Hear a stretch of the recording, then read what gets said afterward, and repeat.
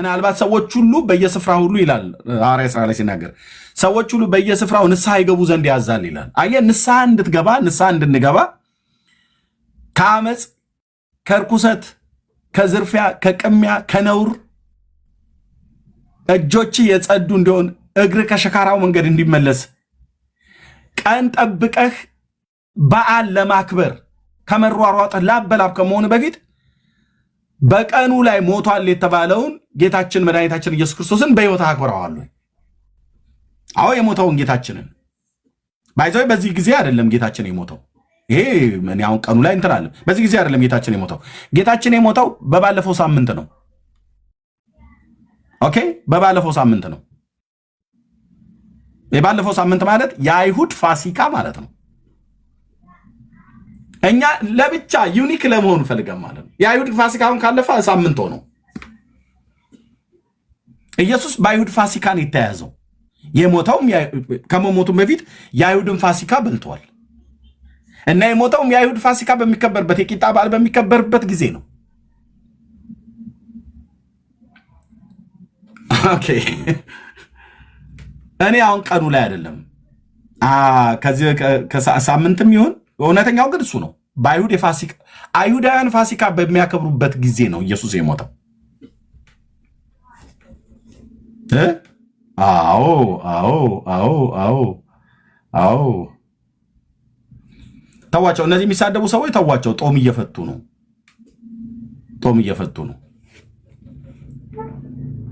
እነዚህ የሚሳደቡ ሚዩትም እንዳታደርጓቸው። ቅድም እህትየው እንደውም አንድ ሰው እየለመንሽ ነበር በርቀት ሆኜ እየሰማው እባክህ አትሳደብ። ኖ ኖ ኖ ኖ ኖ ኦርቶዶክሳውያን ተሳደቡ፣ ጾም ፍቱ። ነገሩ በሱ ተይዛችሁ አልነበረም። እኔ ይሄው ፈቅጃለሁ። ተሳደቡ። ገብተህ ራሱ መሳደብ የምትፈልግ ከሆነ ና የበዓሉ 2 ወር ከምናምን ታፍነህ የነበርከውን ና እዚህ ጋር ዘርግፈው። ግን እውነቱን ነው የምንነግርህ። ለምን በዓል ከማክበር ቀን ከማክበር ጌታን ማክበር ይቀድማል። ኢየሱስን በሕይወት አክብረዋለሁ ያንተ ወንድም። ኢየሱስን በሕይወትሽ አክብረሽዋለሁ አንቺ እህት። ኢየሱስን በሕይወቶት አክብረውታል ወይ? አባዬና እማዬ ማዘርና ፋዘር አክብረውታል? ኢየሱስ ክርስቶስ የሚፈልገው እውነት በየዓመቱ በመጣ ሰዓት ላይ አንድ አርብ ጠብቀህ ወገብ ስትራፖ እስኪይዘው ድረስ ቋንጃ እስኪላቀቅ ድረስ አንድ አርብ እንድሰግድለት ነው የሚፈልገው። የስግደት ቀን ተብሎ ዓመቱን ሁሉ ለማን ነው ስትሰግድ የምትውለው አንተ? የአርብ ሰጋጁ ሰውዬ። ከጁማ ሰጋጆች እኮ ለይቼ አላያቸውም። ቅዱስ እግዚአብሔር ምስክሬ ነው። ከጁማ ሰጋጆች ለይቼ አላያቸውም። የአርብ ሰጋጆች ዓመቱን ሁሉ ለማን ነው የምትሰግደው? የምናውቀው አይደለ ወይ? ኤርምያስ ለምን ትጠይቀናለህ? የምናውቀው ጉዳይ አይደለ ወይ ነው መባል ያለበት እንጂ ለማን ነው የምትሰግደው? ለእንትና ለተክልዬ፣ ለአርስዬ፣ ለጊዮርጊስ፣ ለከተማ፣ ለወለተ ማርያም፣ ለወለተ ጊዮርጊስ ምናምን ነገር ስንት እኮ ነው። ለስንቱ ነው የምታፈነድደው? ለስንቱ ነው የምትሰግደው? ለቃልቻው፣ ለወፋው፣ ለጠንቋዩ፣ ለደብተራው ለስንቱ ነው የምትሰግደው? ዓመቱን ሙሉ ላገኘው ሁሉ ሲሰግድ የሚኖር ትውልድ ይመጣልህና በዓመት አንድ ጊዜ አርብ የስግደት ቀን ነው ብሎ ድራማ አትስሩ። በጌታ በኢየሱስ ክርስቶስም ወይ ጎደቼ ድራማ አትስሩ። ሰማይ የማይቀበለው ስግደት፣ ሰማይ የማይቀበለው በዓል ማክበር፣ ቀን ማክበር ኢየሱስ ክርስቶስን ትተህ ኢየሱስ ተብሎ ሲባል አሁን እንኳን ራሱ ስሙን ደጋግሜ በመጥራቴ ተበሳጭቷል። መንፈስ ውስጥ ተቆጥቷል። ለዚህ ነው ከታች አየህ የብልግና ስድብ ይሳደቡ የነበረው። አየህ ተበሳጭቷል። እኔ ደግሞ ቀንን ከማክበሬ በፊት የአብ ልጅ ኢየሱስ ክርስቶስ በሕይወቴ ከብሯል ወይ? በኑሮዬ አክብሬዋለሁ፣ በንግግሬ አክብሬዋለሁ፣ በትዳሬ አክብሬዋለሁ፣ በአኗኗሬ አክብሬዋለሁ። በዚህ ዘማዊና ጠማማ ትውልድ መካከል እሱም በሚያከብር የህይወት ስርዓት ነው የምመላለሰው ወይስ አይደለም ብሎ የሚለው ለመጠየቅ ያለብህ። ጉልባን ቀቃይ ትውልድ ባቄላ ንፍሮ ከገብስ ጋር ቀቅለህ ሐሙስ ትበላለህ። አርብ ደግሞ በዓመት አንድ ጊዜ አርብ ለኢየሱስ ክርስቶስ። ሌላውስ ኦኩፓድ ነህ፣ ተይዘሃል። የምናውቀው ነው፣ ያለፍንበት ታሪክ ነው።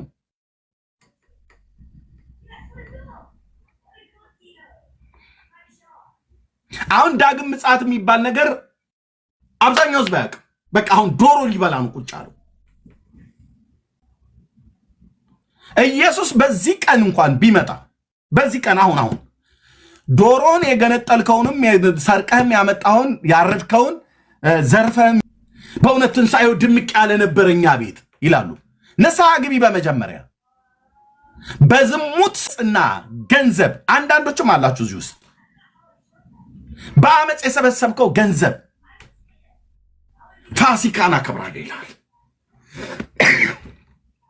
ወይ የባለፈው ዓመት ፋሲካ እንደው መቼ ሲያረድኑ በግ ጮማ ይንጠባጠብ ነበር ይልልሃል። ስንቶች ናቸው የሚያርዱትን በግና ዶሮ በጽድቅ መንገድ የሚያመጡት ገንዘቡን?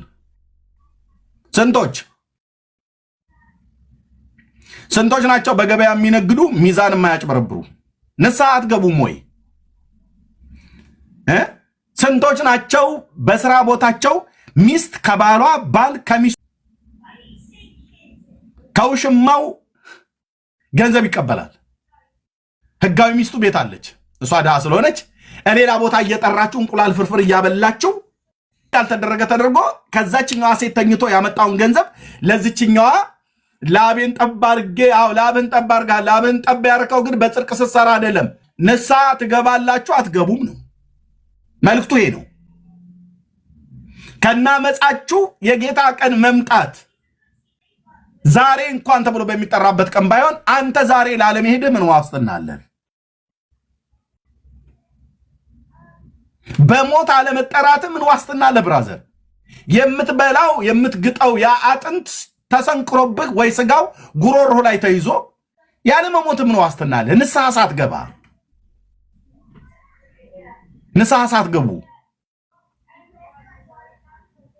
ጉልባን ቀቃይ ትውልድ ጌታችንን በእንዲህ አይነት ሁኔታ አከበር ነው ይላል። ኢየሱስ ባቄላና ንፍሮ ቀቅል አይደለም ታከብረው ብራዘር። ኢየሱስን ካከበርከው ህይወትህን ስጣው። ህይወቱን የሰጠ ጌታ ህይወት እንጂ የሚሰጣው ባቄላ ንፍሮ ቀቀለ ከስንዴና ከተፈተገ ገብስ ካልተፈተገ ጋር በለህ በሚጥሚጣ እየበላህ አይደለም የምታከብረው ብራዘር። እሱንም ካደረከው በጽድቅ መንገድ ከሄድክ በኋላ እሺ እንደዛ ብታደርገው ባልከፋ። ግን እኮ የጽድቅ ህይወት የለም ለኢየሱስ ክርስቶስ። ለትንሣኤው ምላሽ ምንዝርና፣ አመፅ፣ እርኩሰት፣ ጣዖት አምልኮ በዚህ ሌሊት ብቻ ወንድሞቼ ናቶቼ፣ በዚህ ሌሊት ብቻ ጌታ መንፈስ ቅዱስ ምስክር ነው። ታንቆ ተጠምዝዞ የሚጣል ዶሮ ፈልፈልቱ የሚጣል ስንት አለ። ዓርብ ዕለት ትናንትና ሲሰግድ የነበረው ሰውዬ ያንን የሚያስጥለው አምላኬ።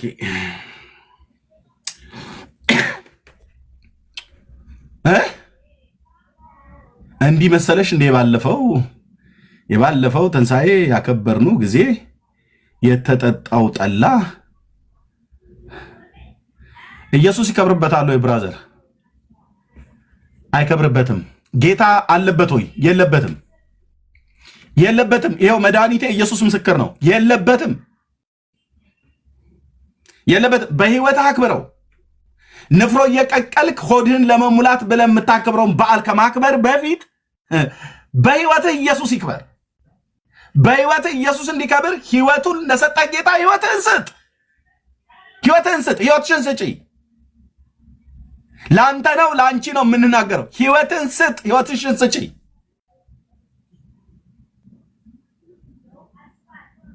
በቤቴ የማርደውና የምበላው ነገር ጎድሎኝ ከዛ ቀናት ተነስቼ የምናገር እንዳይመስልህ። ቤቴ ሙሉ ነው ከኢየሱስ የተነሳ። ስለ መብል ስለ መጠጥ አይደለም። እዚህ አሁን ባለውበት ሀገር አይደለም ኢትዮጵያም እንኳን ራሱ ሰው እንደሚሆን ሆናለሁ ብያለሁኝ።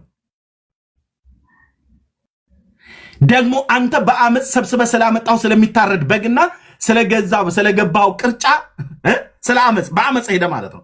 በሱ እንዴት ቀናለሁ? እኔ አሳፍ ነኝ። እንደዚህ እያላችሁ ጻፉ ወንድሞች እናቶቼ። እኔ አሳፍ ነኝ እያላችሁ ጻፉ። አሳፍ ማለት ታውቁታላችሁ። በመዝሙር መጽሐፍት ላይ የኃጢአተኞችን መከናወን አይቶ ናም ብሎ እንዳለ ማለት ነው። እኔ አሳፍ ነኝ ብሎ የሚል ሰው ይበል ከታች ማለት ነው። በጽድቅ የሚኖሩ ማለት ነው። እኔ ምንድነኝ? አሳፍ ነኝ። በዚህ ትውልድ መካከል የሰራዊት ጌታ ቅዱስ እግዚአብሔር ይረዳኛል፣ ረድቶኛልም፣ ይረዳሃል፣ ይረዳሃልም፣ ይረዳሻል፣ ረድቶሻልም።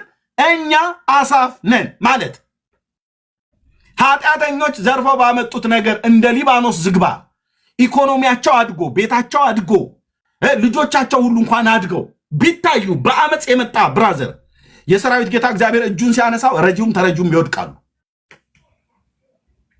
እኔ አሳፍ ነኝ። የዘመኑ አሳፍ እኔ ነኝ። ቴንክ ዩ መንፈስ ቅዱስ ለዘላለም ስም ይባረክ። ለጽድቅ ህይወት ጽድቅን ወደድህ አመፃን ጠላህ ይላል። አመፅን ጥላ በአመፅ ሰብስበህ የኢየሱስን በዓል ለማክበር ብለህ ትንሣኤው ነው ብለህ ትንሣኤ እኮ ብራዘር ትንሣኤ እኮ ብርሃን እኮ ነው። ትንሣኤ እኮ ጌታችን ኢየሱስ ክርስቶስ ስለ በደል ስለ ኃጢአታችን ሞተ፣ እኛን ስለማጽደቅ በሶስተኛው ቀን ከሙታን ተነሳ፣ እኛን ስለማጽደቅ። ስለዚህ ለኃጢአት ሞተ ለጽድቅ ሕያው ሆነን እንድንኖር ኢየሱስ ስለ በደል ስለ ኃጢአታችን ሞተ፣ እኛንም ስለማጽደቅ ተነሳ። ኢየሱስ ከተነሳ በኋላ የኃጢአትን መንገድ ስለ ድካም አይደለም ብዬ ማለት ስለ ድካም ሁላችን አለበት። ግን በአመፅ ስንት ፋሲካን በስርቆት ቤታችሁን አደለባችሁ፣ በዝሙት ቤትህን ህይወትህን አደለብህ።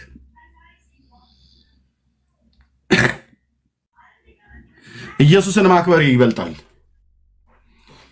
በእኔ ህይወት ኢየሱስ ካልከበረ ለልጆቼና ለሚስቴ እንጀራ ገግራ 6 እና 7 10 አይነት ወጥ ጠረጴዛ ሞልቶ እና ጎረቤት ተጠርቶ የምንጠራውን ጓደኛ ተጠርቶ እንኳን ያደረሳችሁ ምናምን ነገር ብለህ በልተህ ኢየሱስ ግን የሌለበት ከሆነ ምን ይጠቅማል? ቤቴ ግን ባዶ ሆኖ ጠረጴዛዬ ባዶ ሆኖ ኢየሱስ ግን በጽድቅ በኔ ውስጥ ኖረው ማለት ነው። አየኔ ጻኔ አሳፍ ነኝ ብዬ ስለ እንደዚህ ነው። እኛ አሳፍ ነን።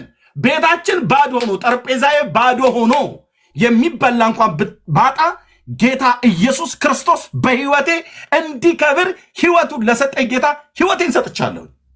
እርዳኝ እለዋለሁ። በአቃቴ ነገር ላይ እርዳኝ፣ ጸጋን ስጠኝ። በዚህ ትውልድ መካከል አስከብሬህ ልለፍ እኔም እንደ አባቶቼ ብዬ እንድለው ማለት ነው። ምክንያቱስ ጌታ ሊመጣ ነው፣ በደጅ ነው።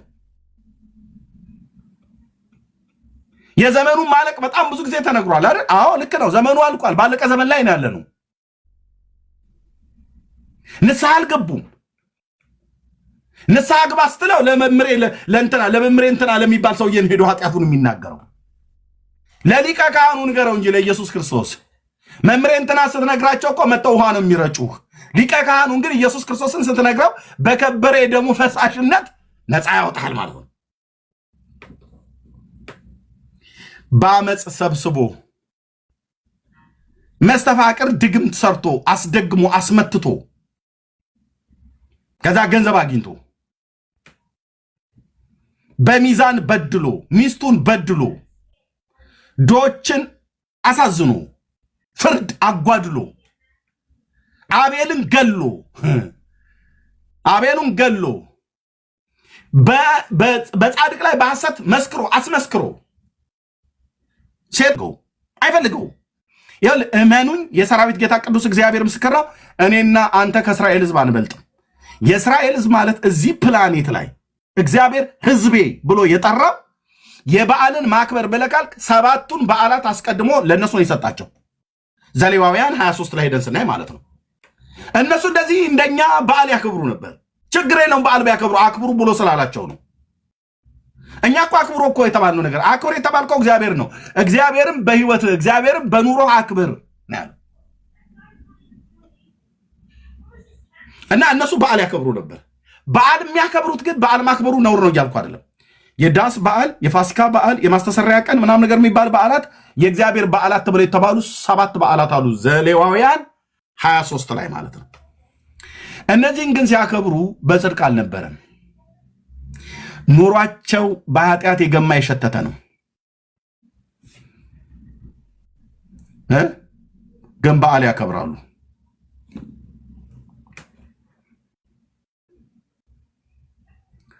በዓል ያከብራሉ እና ጌታ በዓል የሚያከብረውን ህይወታቸው የተበላሸ ነው። ጾም ይጾማሉ።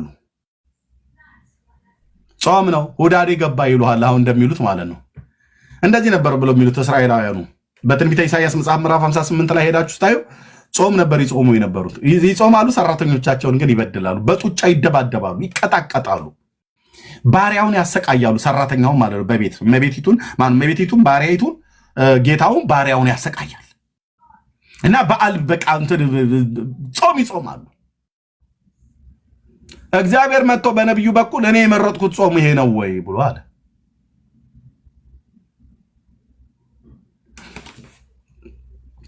በዓል የሚያከብረው ትውልድ ህይወቱ ትክክል አልነበረም። አንተ በዓል የምታከብረው ሰውዬ ህይወት ትክክል ነው ወይ? እውነት በጽድቅ ነው የምትኖረው? ስለ ራስህ ነጋዴ ኮንክ በንግድ አታጭበረብርም፣ አሰርቅም፣ አቷሽም። እንደዛ ካረክ በእውነት የአባቶቻችን አምላክ እግዚአብሔርን ፈሪሃ እግዚአብሔር አለ ማለት ነው። በሚስት ላይ አትወሰልትም፣ በባልሽ ላይ አትሰርቂም፣ አታምታችም። በመስሪያ ቤት ተመሳጥረህ በብሔር ውስጥ ተደብቀህ በቋንቋ ውስጥ ተደብቀህ አንዱ አንዱን ለመግደል ውል ስምምነት ፊርማ አልፈረምክም፣ አላሳደምክም፣ አላሳመስክም። እንደዛ ከሆንክ በእውነት አንተ እግዚአብሔርን እያከበርከው ነው በኑሮ። ምክንያቱም ፈሪሃ እግዚአብሔር አለ ማለት ነው። ፈሪሃ እግዚአብሔር አለ ማለት ነው። አንተ የጌታ የሞተበትን መታሰቢያ ብታደርግ ምንም ክፋት የለውም። ምክንያቱም በዓሉን ከማክበር ይልቅ ኑሮ ይናገራል። ኑሮ ይናገራል። አሹቅ ቆልተ ጠረጴዛ ላይ አድርገህ የጌታን ትንሣኤ በዓል ብታከብር ምንም ችግር የለውም። ያውም እኮ ዶሮ እኮ አርዶ ነው ደግሞ። የጌታ ትንሣኤና የዶሮ ማረድ ምን ያገናኘዋል? የአይሁድ ፋሲካ ማክበር የሚበሉትና የሚጠጡትን ራሱ እግዚአብሔር ነው ያዘዘላቸው። አንተ አሁን ቅርጫ ብለህ የገባው ማን ያዘዘልህ? በግ የፋሲካ በግ ታርዷል አልታረደም? ዶሮ እንትን ዱልዱም ይሁን ይላሉ። ጭንቅላቱ ላይ ያለው ዱልዱም ይሁን ዝርዝር ነው እንደገዛሽው። ኧረ እባክሽ እኔ እማዬ እንደዚህ አላስተማረች። አየሽ እማዬን ያስተማረችህ ዝርዝር ይሁን ዶሮ ጭንቅላቱ ዱልዱም ይሁን ዝርዝር ይሁን እያሉ ዱልዱም ካልተገኘ ስንት ገበያ ያፈላልጋሉ። ምክንያቱም የእናትህ ላይ የነበረ ከራማ ነው እሱን ያዘዘው እንጂ ኢየሱስ አላዘዘው።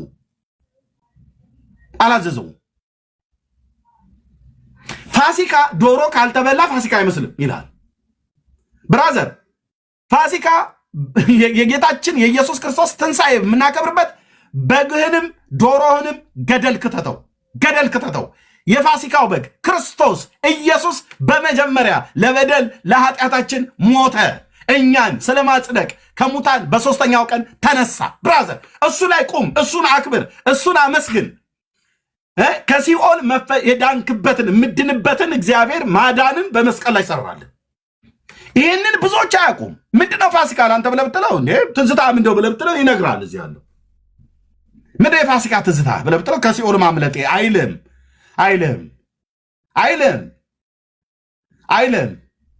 ከሲኦል ማምለጤ ነዋ አትልም አይሉም። ትዝታቸው የብዙ ሰው ትዝታው ምንድን ነው? በዓሉ ሲመጣ ሌሊት ተነስቶ ዶሮ መብላት ነው። 2 ወር ከምናምን የቆየ የእንስሳ ተዋጽኦ ቅቤና እንቁላል ያልበላ አንጀት በመጀመሪያ በገንፎ በቂንጬ እናሟሸው ይላል።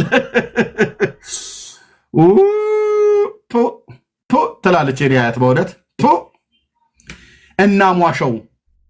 ትንሣኤ ያንተ ሆድ የሚሟሽበት አይደለም እኮ ብራዘር።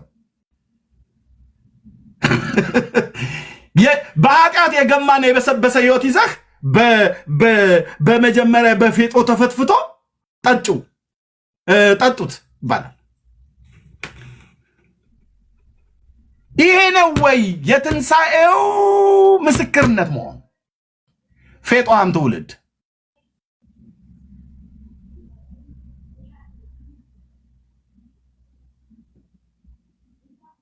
እዩ ሰይጣን እንዴት ወዴት እንደሚወስደው።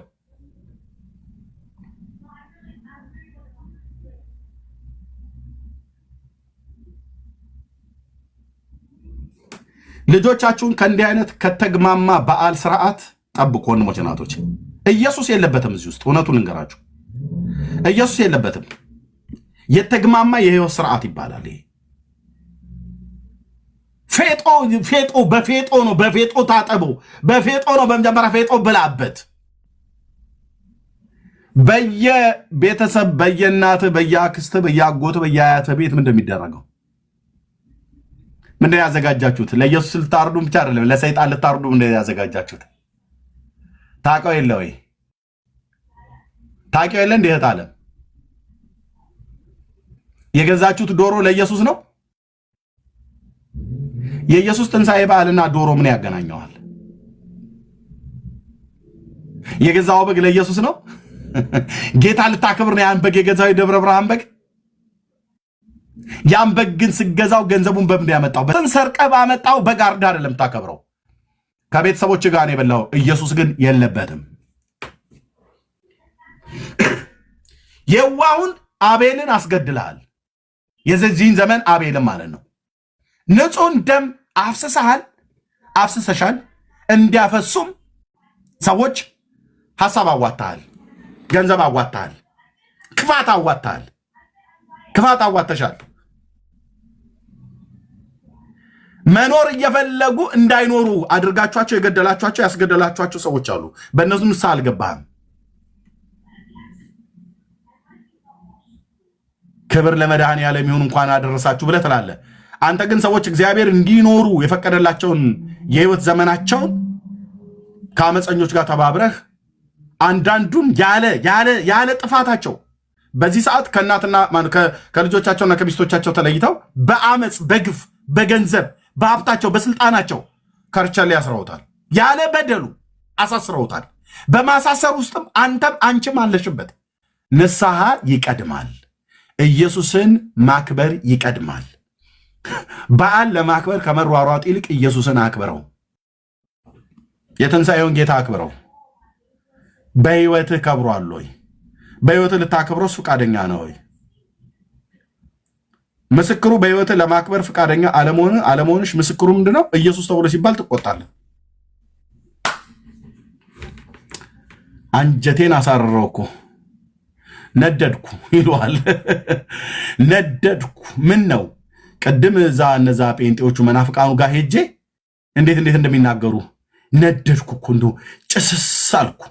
ለጀና አየህ ሲጨሱ ባገኝም በመኪና ነበር የምወጣ ብለው የሚሉት እውነት እኮ ነው።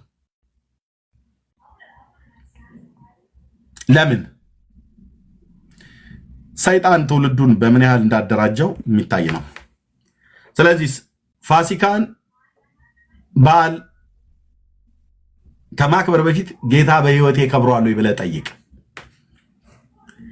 ኢየሱስን በዓመት አንድ ጊዜ አንድ አርብ ላይ ጠዋት ጀምሬ ዶሮ ሳይጮህ ተነስቼ ሄጄ ነበር ስሰግድለት የነበረው ብለህ ከዓመት እስከ ዓመት የምትተኛበትን ፍራሽ ይዘህ ሄደህ ግቢው ላይ ስትንከባለል ስለዋልክ ኢየሱስን ሰገድኩለት ብለህ ራስን አታታል። ወንድሜ ራስን አታታል። ይሄ በጣም ጠንካራ ነገር የምናገረው ራስን አታታልል። በዓመት አንድ ጊዜ አርብ ቀን ጠብቀህ እነዛም ጁማ እንደሚሰግዱት አንተም ከጁማ ስግደት ምንም ያልተለየ ማለት ነው። በዓመት አንድ ጊዜ ነው ኢየሱስን የምትሰግድለት።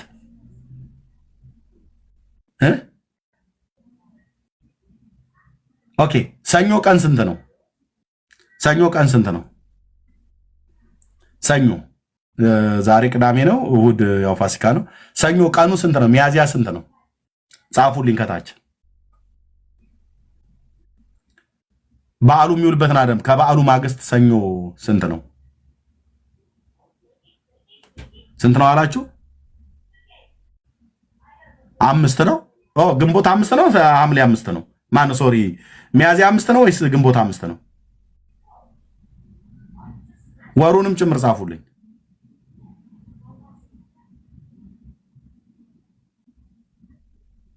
ሚያዝያ 5 ነው አይደል? ኦኬ። በ5 ማን ነው የሚውለው?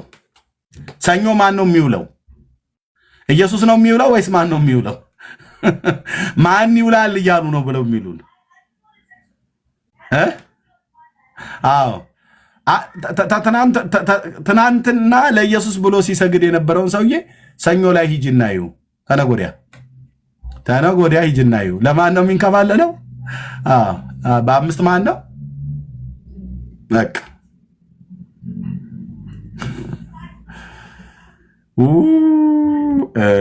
አምላኬ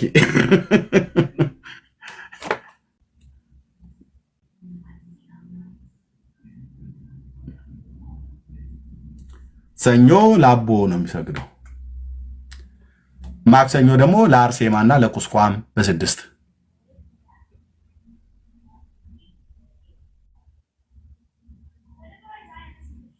በየወሩ ነው የሚሰግዱላት። በየወሩ ይሰግዱላቸዋል በየቀኑ።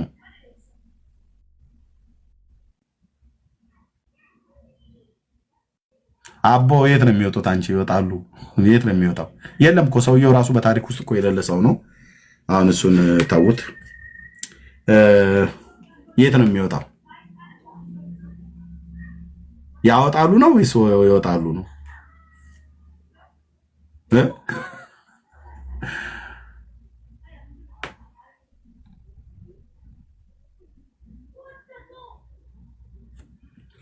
እሺ የጌታችንን የኢየሱስ ክርስቶስን ዳግም መምጣት እና የሺውን ዓመት መንግስት ታምናለህ ወይ ብሎ የሚል ጥያቄ ነው ያለው።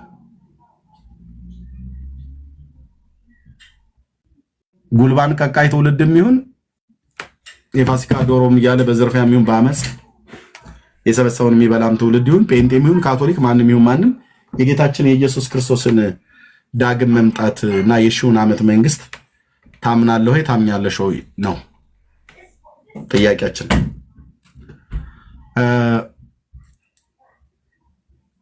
ክርስቲያን የሆነ ሰው አዎ አምናለሁ የጌታችንን ዳግም መምጣት ብሎ ካለ ዳግም በመምጣቱ አንተ ትሄዳለህ? ይወስድሃል ክርስቶስ? ወዴት? አያውቀውም ብዙዎቹ። እሺ የምታውቀው ከሆነ ክርስቶስ ሲመጣ ይወስድሃል? ከእሱ ጋር ትሄዳለህ? ትሄጃለሽ? ኦኬ ለመምጣቱ አንተ ምን ያህል በህይወትህ የተዘጋጀሽ ነሽ? ወይ የተዘጋጃችሁ ናችሁ ወይ እኔም ጨምሮ የተዘጋጀነን? ዝግጅታችሁ ምን ይመስላል? የፋሲካ በዓልን ለማክበር ዝግጅታችሁ ምን ይመስላል ተባለ እንደምትጠያየቀው ለጌታ መምጣት ቀን ዝግጅት ምን ይመስላል? አንተ እኔን፣ እኔ አንተን፣ እኛ እናንተን፣ እናንተ እኛን ልንጠያይ ይገባል። ምን ይመስላል ለጌታ ቀን ለመምጣትህ? ድራፍትን እየጠጣህ እኮ ነው የሚመጣብህ። እያመነዘርክ እኮ ነው የሚመጣብህ። እየዋሸህ እንዳልኩ ለአቦም ለከተማም ለሰይጣንም እየሰገድክ ነው የሚመጣብህ። ለአቦ መስገድ ማለት ለሰይጣን መስገድ ማለት ነው። ለሰይጣን መስገድ ማለት ለአቦ ለሚካኤል ለገብርኤል ብለህ የምትለው መስገድ ለሰይጣን የመስገድ ያህል ነው። ምክንያቱም ሚካኤልና ገብርኤልን ስግደት እንድሰግድላቸው መጽሐፍ ቅዱስም አያዝም፣ እነሱም ስገዱልን ብለው አላሉም። እግዚአብሔርም አላዘዘም። የእግዚአብሔር ሰራዊት ናቸው፣ ለሰራዊት አይሰገድም። እነሱ የእግዚአብሔር ባሪያ ናቸው፣ ለባሪያ አይሰገድም።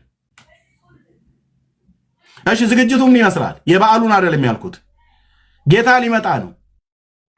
ዝግጅትህ ምን ይመስላል? በህይወትህ ላይ ዝግጅትሽ ምን ይመስላል? የጌታ መምጣትና የሺውን ዓመት መንግስት አምናለህ?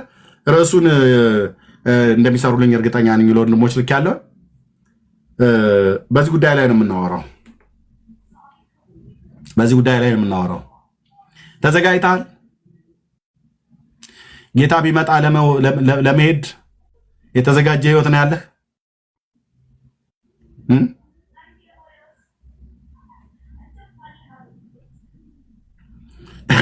በዓመት አንድ ቀን አርብ ቀን የምሰግድለት ኢየሱስ የለም። ያንንም ስግደት አይቀበለውም። ገናናው የእግዚአብሔር ልጅ ኢየሱስ ክርስቶስ ምስክሬ ነው፣ አይቀበለውም። ወገብን የጎበጠው እስትራፖን የሰራው አይቀበለውም። ለምን? እሱ በእውነትና በመንፈስ ልትሰግዱለት ይገባል፣ አብ እንደነዚያ ያሉትን ይሻል ብሎ አስተምሯል። እግዚአብሔር ምንድነው? መንፈስ ነው። የሚሰግዱለትም በእውነትና በመንፈስ ነው። ምን ማለት ነው በእውነትና በመንፈስ ማለት? አያውቁትም።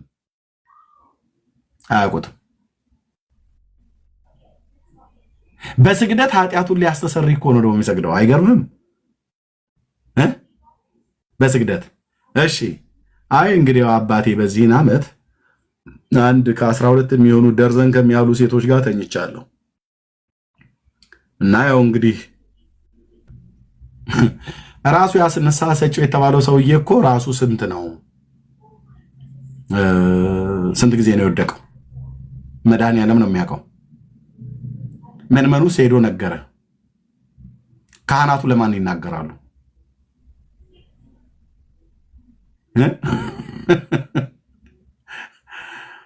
እነሱ የሚፈቱ ሰው እነማን ነው? እነሱ እንፈታለን ብለው የሚሉ እነሱ ግን የማይፈቱ ኦኬ። ወደኩ ይላል ተኛው እና ኃጢአትህን ለማስተሰረይ 80 ስግደት ስገድ ብሎ ይልሃል። ዝሙትህ በስግደት ይነጻል ብሎ ያለህ ማን ነው? ሌብነትህ በስግደት ይነጻል ብሎ ያለህ ማን ነው? ምንዝርናሽ በስግደት ነው የሚነጻልሽ።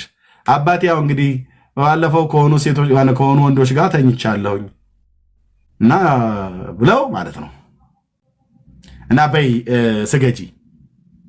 እኔ የምጠይቅህ ትናንትና አይደለም ዓመቱን ሙሉ ሙላህ እስኪወልቅ ድረስ ብትሰግድ የሰራኸው ኃጢአት በስጋ ጎንበስ ቀና ስላልክ አይሰረይም።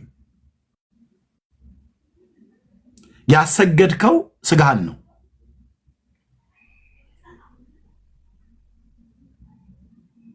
እስትራፖኑም ይዝህ በቃ አለቀ።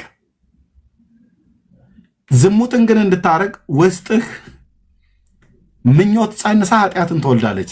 ኃጢአትም አድጋ ሞትን ታመጣለች። ምኞቱን ያመጣብህ ማን ነው?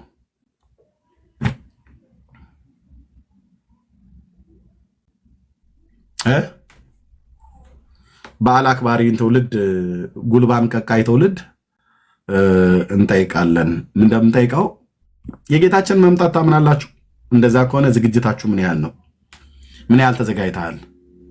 ነፍስ ከስጋ ብትወጣ ወዴት እንደምትሄድ ምን ያህል ተዘጋጅተሃል? ወይስ በየዓመቱ በዓል እያከበሩ እየበሉ እየጠጡ መኖር? እዚህ ውስጥ ያላችሁ ጌታ ኢየሱስ ክርስቶስን የእውነት የምትፈልጉ በእውነት እግዚአብሔርን የምታመልኩ ሰዎች እንደዚህ አይነት ወንድሞቼ እናቶቼ፣ እንዲህ አይነት የሰው ስርዓት በዓል ከማክበር ውስጥ ውጡና በመጀመሪያ የበዓሉን ጌታ የትንሣኤውን ጌታ በህይወት ያክብሬዋለሁ የእውነት ነው ወይ የምኖርለት ብላ ይላሉ። አሁን ወንድማችን ኤርሚያስ ከካናዳ እያየሁት ነበረ እየጻፈ ማለት ነው። ስሙን ምንድን ነው ብሎ ያለው? ለእውነት ኑር ነው። አያው እንዳለው ማለት ነው። የእንትኑ ምንድነው የእውነት ኑር ነው ብሎ ያለው። ኦኬ ግን የእውነት ነው ወይ እየኖረ ያለው? አይደለም። ኤርሚ የእውነት ነው እየኖርክ ያለው? አይደለም። የእውነት አይደለም እየኖርክ ያለው። የእውነትማ ለመኖር መንገድ ጀመርክ። ከዛ ጎንደር ስትመጣ እንገላሃለን ብለው ሲሉህ ኢየሱስን ሸጥከው። ይሄ ነው እውነትን ሸጥከው ማለት ነው። ኢየሱስን ለወጥከው። እንደፋለን እዚህ ስትመጣ ብለው አሉ አብሮ አደጎችህ። ይህንን የጴንጤ መንገድ ካልታውክ እንገላሃለን ብለው ሲሉህ እዛ መጥተህ ስምህ የእውነት ኑር ብሎ የሚል ነው፣ ግን ተግባርህ አንተው ራሱ መኖር አቅቷል ማለት ነው። ጓደኞችህ እንገላሃለን ብለው ስላሉ ስለተቆጡህ ኢየሱስን ሸጥከው። እንዲህ አይነት ትውልድ ማለት ነው።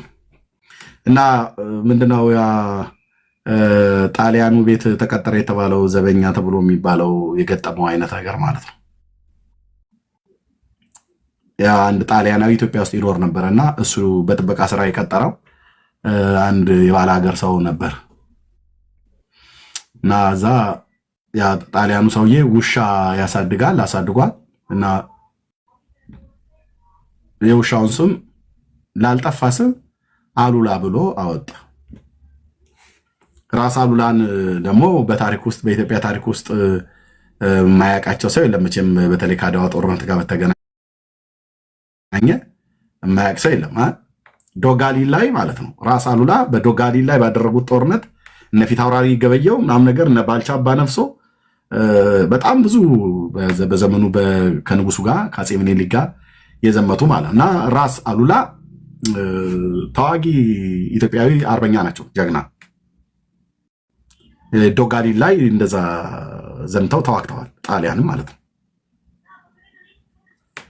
እና ይሄ ጣሊያን የጠገበ ጣሊያናዊ እኛው ኢትዮጵያ ውስጥ እየኖረ ውሻ ሲያሳድግ ስሙን አሉላ ብሎ ጠራው።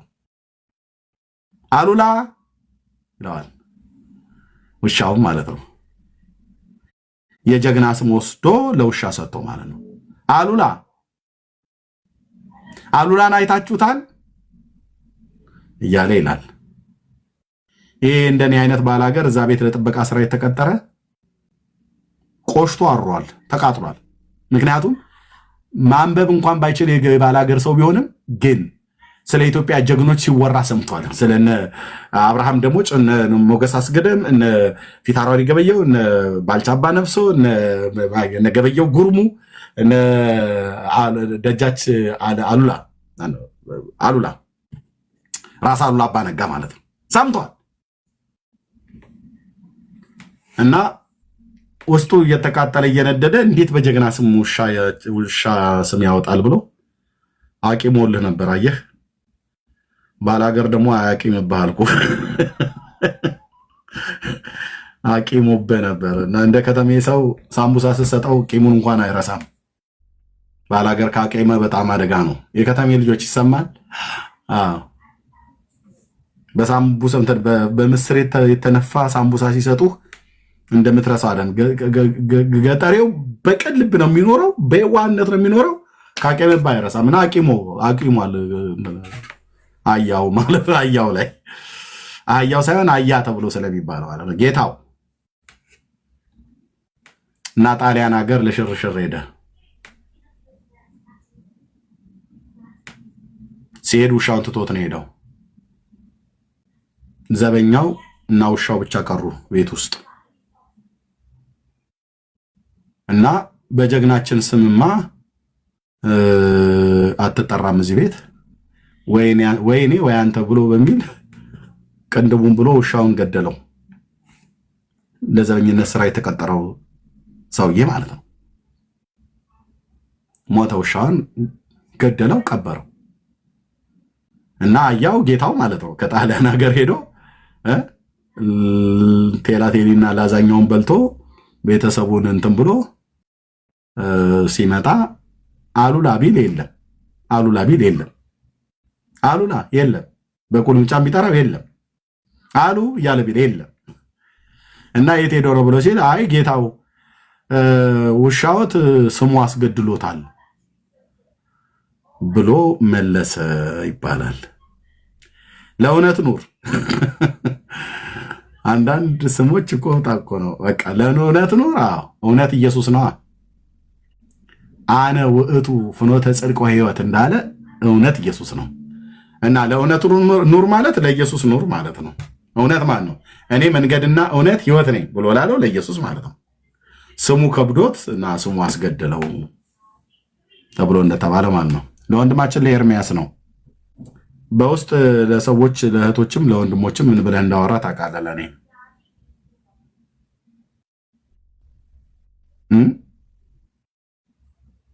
የጎንደር ጎረምሶች ሲያስፈራሩህ ኢየሱስን ኧረ እኔ መቼ ኤርሚያስ ጌታ እንዲቀበል ኧረ እኔ በፍጹም እኔ እንትን አላልኩም ነበረ ብሎ ሽምጥጥ አድርጎ ካድ ብለውት ማለት ነው።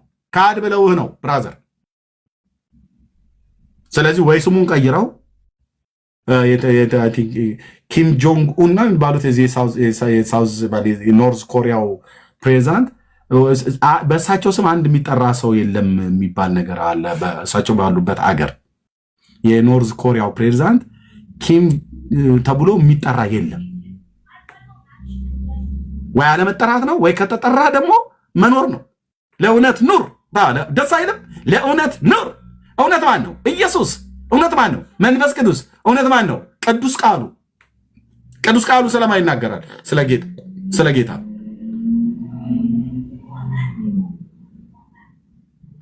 እና ሽምጥጥ አድርጎ ኧረ እኔ ጌታን አልተቀበልኩም ማለት ትልልቅ ፔጁ ላይ ገብተው ጠርቷቸውም ሰዎች መጥተው ኧረ እኔ ምን ትዝ አይለኝም ንስሐን የገባው ኦርቶዶክሳዊ ጴንጤ ጋር መጥቶ ንስሐ ይገባ እንደ እኔ ንስሐ አባት አይደለም። ጌታን የተቀበለው መኖር ሲያቅታቸው ሰዎች እንደዚህ ይላሉ። እና ጌታን ስለተቀበልክ እኮ ነው ለወንጌላዊ ተክሉ የሰጠሁት አስተምረው ብዬ። ጌታን ስለተቀበልክ እኮ ነው እያስተማረ የነበረው ኤርሚሻ። ለእውነት ኑር ብሎ የሚለውን ሰምተውና ኤርምሻ ጌታን ስለተቀበልክ እኮ ነው ወንጌላዊ ተኩሉ ያስተምርህ ብዬ ሰጠው። ጌታን ስለተቀበልክ እኮ ነው አስተምሮ ያጠምቃል ብዬ ስለ እሺ ያልከኝ። እዛ ግን ጓደኞች ደውለው ብታቆም ይሻላል፣ ካልሆነ ጎንደር ተመልሰህ አትመጣም፣ ያው ሂሳብን እንሰጣለን ብለው ሲሉ ያው ወጥቶ ማለት ነው። ስለዚህ የእውነት ኑሩ፣ የእውነት እንኖር። ለሞተልን ጌታ ለኢየሱስ ክርስቶስ እውነተኛ ምላሽን እንስጥ። በዓል ከማክበር ይልቅ ጌታን ማክበር ይቀድማል። ለወንድሞቼ ልሰጣቸው ነው ለነጆን ጌታን ማክበር ይቀድማል። በህይወቴ ኢየሱስ ከብሯል ወይ? የትንሣኤው ጌታ በህይወቴ ከብሯል ወይ? በኑሮ ያክብሬዋለሁ ወይ? በመውጣት በመግባት ያክብሬዋለሁ ወይ? ህይወቱን ለሰጠኝ ጌታ ምላሼ ምንድን ነው ብለህ ስትጠይቅ በጽድቅ መኖር ነው። እግዚአብሔርን በመፍራት መኖር ነው። ህይወቱን ለሰጠህ ጌታ አሁን አንተ እየኖረ ያለው አብዛኞቻችሁ እየኖራችሁ ያላችሁት ህይወቱን ለሰጣችሁ ጌታ በምን አይነት ነው የምትኖሩት? በምን አይነት ነው የምንኖረው? መንገዳችንን መርምርና እንፈትን፣ ወደ እግዚአብሔር የምንመለስ ይላል። እግዚአብሔር በሚገኝበት ጊዜ ፈልጉት፣ ቀርቦም ሳለ ጥሩት። ክፉ ሰው መንገዱን በደለኛም ሐሳቡን ይተው፣ ወደ እግዚአብሔር የሚመለስ ርኅራኄው በሱ ላይ ነውና ይላል። የእግዚአብሔር ምሕረት፣ የእግዚአብሔር ርኅራኄ፣ የእግዚአብሔር ትዕግስት ለአንተ፣ ለአንቺ፣ ለእኔ፣ ለምድራችን ሁሉ ጭምር ነው፣ ለዓለም ሁሉ ጭምር ነው። እግዚአብሔር ሲታገሰን፣ እግዚአብሔር ይቅር ሲለን፣ እግዚአብሔር ሲምረን፣ እግዚአብሔር እየጠበቀን ነው እንድንመለስ ማለት ነው። የሟቹ ሞት ስለማይፈቅድ ተመልሳችሁ በሕይወት ኑሩ ብሎ የሚል እድል እየሰጠ ነው። አንተ ጉልባን እየቀቀልክ በዓመት አንድ ጊዜ ኢየሱስን በሕይወት አታከብረውም፣ አላከበርከውም፣ በኑሮ አታከብረውም፣ በትዳር አታከብረውም፣ በስራ አታከብረውም። ዓመት አንድ ጊዜ ሲመጣ የአንድ ሐሙስ ጉልባን ቀቅለህ በሚጥሚጣ ከአያትህና ከእናትህ ጋር ቁጭ ብለህ ከሚስት ጋር እየዋጥክ ኢየሱስን አከብረዋለህ ብለህ ይሄ ኢየሱስን እያከበርከው አይደለም። በዓመት አንድ ጊዜ አርብ ቀን እየሰገድክ ፍራሽን አምጥተህ ቸርች እዛ ቤተክርስቲያን ድረስ ወስደህ ስለሰገድክ ኢየሱስን እየሰገድክለት አይደለም። መስገድ ማለት መገዛት ማለት ነው። ለኢየሱስ ተገዝተሃል ወይ? እንደ ቅዱስ ቃሉ ትኖራለህ ወይ? ትኖሪያለሽ ወይ? በሙሉ በዓል ብላችሁ የምትሉ ሰዎች የምታከብሩትን ነው እያልኩ ያለሁት። ይሄ እኔንም የማይመለከተኝ አይደለም። ይሄ ነገር እኔንም ይመለከተኛል። ካልተመለከተኝማ ግብዞኛለሁ ማለት ነው። ኢየሱስ ከብሯል። በሕይወትህ በአንደበትህ ኢየሱስ ከብሯል። በቃልህ ኢየሱስን አክብረዋል። በዝማሬ ኢየሱስን አክብረዋል። በመኖር ኢየሱስን አክብረዋል። እግዚአብሔርን በመፍራት በጽድቅ በቅድስና ሕይወት ትመላለሳለህ። እጅ ንጹህ ነው ከደም፣ እጅ ንጹህ ነው ከዝርፊያ ከአመፅ፣ እግርስ ከሸካራው መንገድ መልሰዋል። ከዘረኝነት ነጽተሃል። ከክፋት ከተንኮል ከመዳራት ከአመፅ ርቀሃል ወይ? ርቀሻል ወይ? ርቀናል ወይ? እንዲህ እያደረክ ኢየሱስ እንዳይመጣብህ ወይም ኢየሱስ ሳይመጣ አንተ በሞት እንዳትጠሪ ንስሐ ነው የሚያስፈልገን። ንስሐ ነው የሚያስፈልገን። ንስሐ ያስፈልገናል ወንድሞቼ እናቶቼ። ወደ እርሱ በእውነተኛ ንስሐ መመለስ አለብን። እንደ ቅዱስ ቃሉ ኑሮዬ ያክብርህ፣ ህይወቴ ያክብርህ በለው። በኑሮ ኢየሱስን ሳታከብረው ቀን ብታከብርለት እኔ ስቅብሃለሁ። አይደለም ጌታ ኢየሱስ እኔ ስቅብሃለሁ። ራሴ ኤርሚያስ እዚህ የማወራው በኑሮዬ ጌታ ኢየሱስ ሳይከብር ቀን ጠብቄ እማከብረው ከሆነ ኢየሱስን ኤርሚያስ ተታልሃል። ኢየሱስ ቀን አክብርልኝ አይደል ብሎ በኑሮህ አክብረው፣ በኑሮህ አክብረው፣ በህይወትህ አክብረው። ለትዳርህ ታማኝ ሁን። በስራ ቦታ ታማኝ ሁን። ብትራብም ታማኝ ሁን። ዳደጎችን አትበድል። መበለቶችን አትክፋ። የንጹሐን ደምን አታፍስስ። ከሚያፈሱም ጋር አትተባበር። በመጽሐፈ ምሳሌ ላይ ልጅ ሆይ ና እንዲና እንደዛ እናድርግ ብለው ቢሉ እግርን ከነሱ ጋር አትሂድ ብሎ እንዳለማል። አትሂድ፣ ከአመፀኞች ጋር አትሂድ። አንተም ብሎ በዓል አክባሪ፣ አንቺም ብሎ በዓል አክባሪ እህቴ አማራ ስለሆነ ይሙት ብሎ ሲፈርዱበት አንተ ሄደህ ተባብረህ ገለዋል። ትግሬ ተብሎ ስለተባለ ይገደል ተብሎ ሲባል ልክ ነው በሉት። ትግሬ ከሆነ ብለሃል እኮ።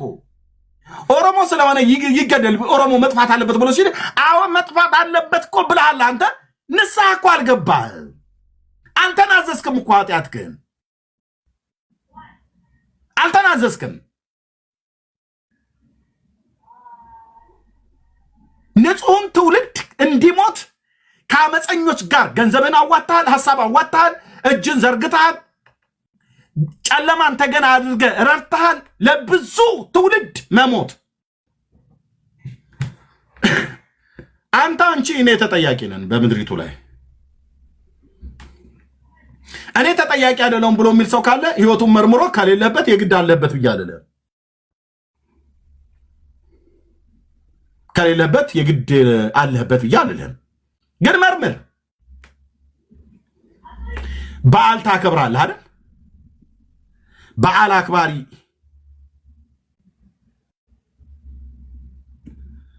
በዓል አክባሪ በዘሩ በቋንቋው ትውልድ የዛሬን ፋሲካ እንኳን እንዳያይ ትግሬን በትግሬነቱ እንዲገደል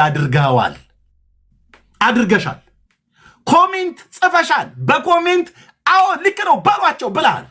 አማራም በአማራነቱ እንዲፈጅ አድርገሃል እኮ ነው ብየምልህ። አድርገሻል። ኦሮሞ በኦሮሞነቱ፣ ትግሬ በትግሬነቱ፣ ሌላውም ትውልድ እንደዚሁ ማለት አድርገሃል። እጅህ ደም አለበት።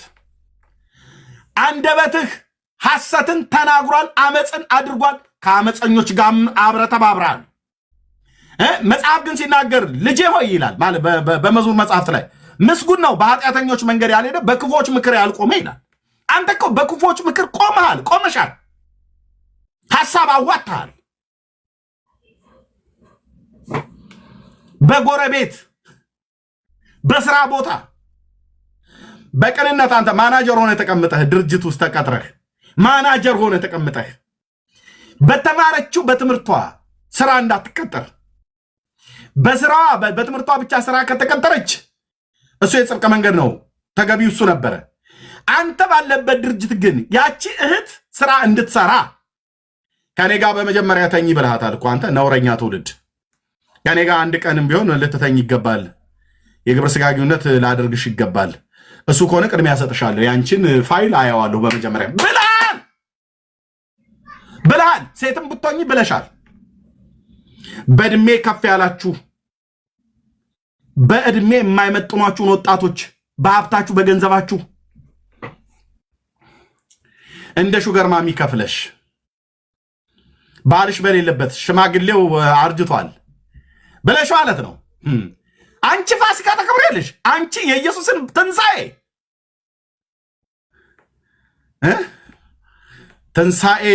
እንደዚህ ነው የሚከበረው። ትንሣኤ አክባሪ ትውልድ እንደዚህ አይነት የህይወት ስርዓት እየኖረ ነው የሚያከብረው። ራዘር ትንሣኤንማ የሚያከብሩ የትንሣኤውን ጌታ በህይወታቸው ላይ አስቀድመው ያከበሩት ነው። ትንሣኤውን የሚያከብሩ የትንሣኤውን ጌታ በህይወታቸው ላይ ያከበሩ፣ በኑሯቸው ላይ ያከበሩ፣ ለማክበር የጨከኑ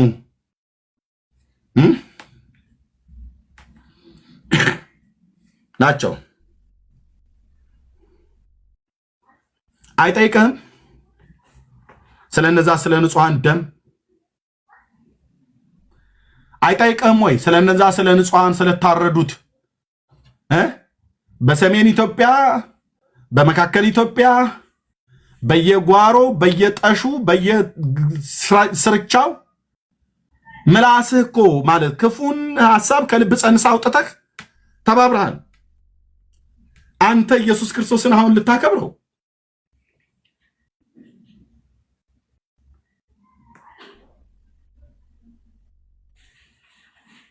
ስግደታችሁ ዜሮ፣ ጉልባን መቀቀልህ ዜሮ፣ በዓል ማክበር ዜሮ፣ ጴንጤውን ኦርቶዶክስ ካቶሊኩን ማንም በል ዜሮ፣ በጽድቅ መንገድ ካላከበርከው ዜሮ፣ ብራዘር ዜሮ።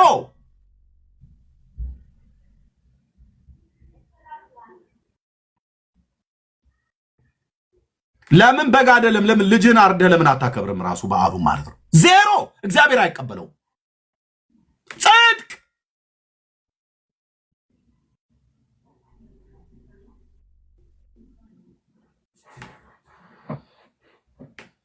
የጽድቅ ህይወት ይቀድማል።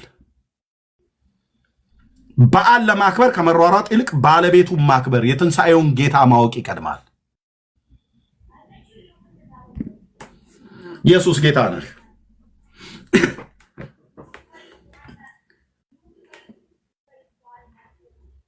ጌታ እንዳይመጣብህ ወይ ደግሞ ወደ ጌታ አንተ እንዳትሄድ አንቺ እንዳትሄጂ።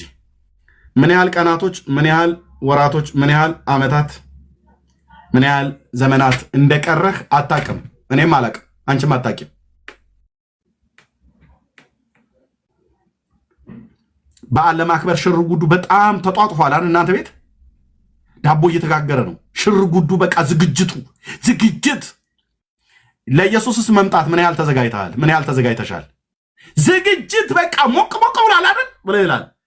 ዝግጅቱስ ለጌታችን ለኢየሱስ ክርስቶስ መምጣት ምን ያህል ተዘጋጅተሃል? ሶስተኛ የዓለም ጦርነት እኮ ሊነሳ የነገ ስብሰባ ነው እየተጠበቀ ያለው። በእኔ ዛሬ ነው፣ የነገ ግን ቅዳሜ ማለት ነው። ኢስላማባድ ላይ አልሰማችሁ ማለት ካልተስማሙ ውሉን የሆርሙዝን ወሽመጥ እዘጋለሁ ብላ ካለች አሜሪካ ከምድረ ገጽ ልታጠፋት ነው ኢራንን። ያ ደግሞ በሚሆን ሰዓት ላይ ሌሎቹ ሀገሮች እንገባለን እያሉ ነው።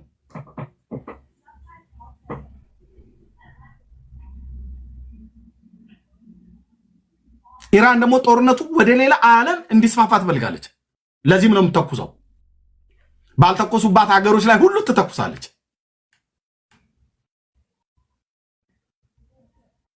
በሁለተኛ የዓለም ጦርነት ጊዜ 50 ሚሊዮን ነው አውሮፓ ላይ ብቻ ያለቀው።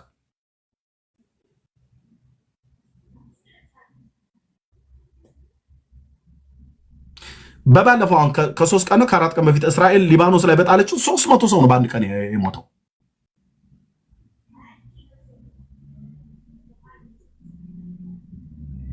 ንስሐ አትገቡም ወይ? ንስሐ አንገባም ወይ? መንገዳችንን መርምረንና ፈትነን ወደ እግዚአብሔር መመለስ አይሻለንም ወይ? በዓል ከማክበር ይልቅ የበዓሉን ጌታ ማወቅ አይቀድምም ወይ? በዓል ከማክበር ይልቅ ቀን ከማክበር ይልቅ የበዓሉን ጌታ የትንሣኤውን ጌታ ኢየሱስ ክርስቶስን በሕይወት ላይ ማክበር በሕይወት ላይ ማንገስ አይቀድምም ወይ? ወንድሜ እህቴ ይህን እላለሁ። ጸጋና ሰላም ይብዛላችሁ። ተባረኩ። ጆዬ መቀጠል ችላላችሁ። ግርምሽዬ ተባረኩ። ጆ መቀጠል ችላላችሁ። ብሩኩን ኤርሚያስ ብሩኩንልኝ። ግርምሽ ሰላም ይብዛ። በታችም ያላችሁ ሁላችሁ ሰላማችሁ ይብዛ። ጆሮ ያለው እንግዲህ ይስማ። ጥሩ መልእክት ነው የመጣው። በዓል አለ። በዓል እንዴት እንደሚከበር ለምን እንደሚከበር ኤርሚ በደንብ ነግሮናል። በንስሐ እግዚአብሔርን በመፍራት ለቃሉ በመንቀጥቀጥ የሆነ በዓል ማክበር ቢሆን እንደው ሰው ሊታገሰው ይችላል። ግን ክርስቶስ የሌለበት በዓል ማክበር በርገር የሚያደርገው ስጋው ነው። ስጋው ከሌለ ዳቦ፣ ቺፕሱ፣ ኬቻፑ ሁሉ ነገር ቢመጣ በርገር የሚያሰኘው ስጋው ነው። ክርስቶስ የሌለበት በዓል አይደለም። በዓሉን ክርስትና የሚያሰኘው ኢየሱስ ክርስቶስ ነው። በምድራችን ላይ ኢየሱስ ክርስቶስ የለም። ክርስቶስ የሌለበት ክርስትና በሌላ ስም ነው መጠራት ያለበት። ምናልባት በእናቱ ስም ሊጠራ ከቻለ ማርያማዊነት፣ ቅዱሳዊነት ምናምን እየተባለ ቅዱሳውያንን ማርያማውያንን ሊባል ይችላል እና ኢየሱስ የሌለበት ነገር ወደ መኖር ቢመጣ ብለን ነው የምናስበው። ርዕሱ ጥሩ ርዕስ ነው። በጣም የገረመኝ እንግዲህ ኤርሚን በኋላ ይነግረናል። እንግዲህ የጌታችን ኢየሱስ ክርስቶስ ዳግም መምጣት ታምናለህ ይላል። እኔ እንደውም የምለው እናቱም አብራ ትመጣለች የሚባል ነገር እንሰማለን። መጽሐፍ ቅዱስ እንደዛ አይለንም። ትልቅ ለውጥ ስላለው ነው ኢየሱስ ብቻውን መምጣትና የእናቱ አብራ መምጣት አጅቦ ለምን እንደሚያስፈልግ የምንሰማው የምናየው ነገር ነው። ግን ሐዋርያት ሥራ 2 ላይ ወደ ላይ ሲመለከቱ አንጋጠው አንድ ላይ ሐዋርያት ሥራ 1 መሰለኝ አንጋጠው ሲመለከቱ ሐዋርያቱ ነጫጭ የለበሱ መላእክት ተከስተው እናንተ የገሊላ ሰዎች ሆይ ስለምን ወደ ላይ ትኩር ብላችሁ ታያላችሁ? ይህ ያያችሁት ጌታ እንዲሁ እንዳያችሁት ይመጣል ተባለ። በሄደበት አካሄድ በሄደበት ሁኔታ ማለት ነው። ብቻውን ሄደው ብቻውን ይመጣል። በሌላም ስፍራ ኢየሱስ ክርስቶስ እንደሚመጣ እንደውም በመላእክት ታጅቦ እንደሚመጣ ነው የሚናገረው። በእናቱ ይታጀባል የሚል ነገር የለም። ይሄ ትልቅ ነገር ነው። ይህን ነገር ለምን ሊንክ እንደሚያደርጉት እናውቃለን። ማርያምን ከፈጣሪ በታች ከፍጡር በላይ የማስቀመጥ ትልቅ ፍላጎት ስላለ እንዲህ አይነት ታሪኮች ክሬት እየተደረጉና ክርስቶስ ኢየሱስ ብቻውን ነው የሚመጣው። መታወቅ አለበት። በመላእክት ታጅቦ በክብር በግርማ እንጂ ዘመድ አዝማድ አስከትሎ የሚሄድና የሚመጣ ጌታ አይደለም። ይህንንም በደንብ እናወራበታለን። ሌላ በዓሉን በተመለከተ እንግዲህ ገና ታቀፋው ነው የምትመጣው ምን ሊሉ ይችላሉ። እንደታቀፈችው ነው የሚመጣው ብለው ሊሉ ይችላሉ። እንግዲህ ያው እንደ ስዕሉ ማለት ነው። የፍቅር ምስል ወልዳ የሚባለው ስዕል ያው ታቅፋ ነው፣ በዛ ነው ሪፕሬዘንት የሚደረገው። እንደውም የአንድ ቤተ እምነት ሁሉ ሎጎ እኮ ነው እሱ ነገር፣ ይሄ ታቅፋው ያለው። በነገራችን ላይ ትልቅ የሆነ ስነ ልቦናዊ ሪፕሬዘንቴሽን አለው። ይሄንን አይቶ ያደገ ልጅ ኢየሱስን ፓወርለስ የሚታቀፍ የሚረዳ የሚጠበቅ አቃፊዋን ደግሞ ከፍ ከፍ የሚያደርግ እሷን ተከላካይ መጋቢ የሚያደርግ ሪፕሬዘንቴሽን ነው። ለዚህ ነው ሰዎች ካደጉ በኋላ አሁን ማርያምን የሚታመኑት ከኢየሱስ ክርስቶስ ይልቅ።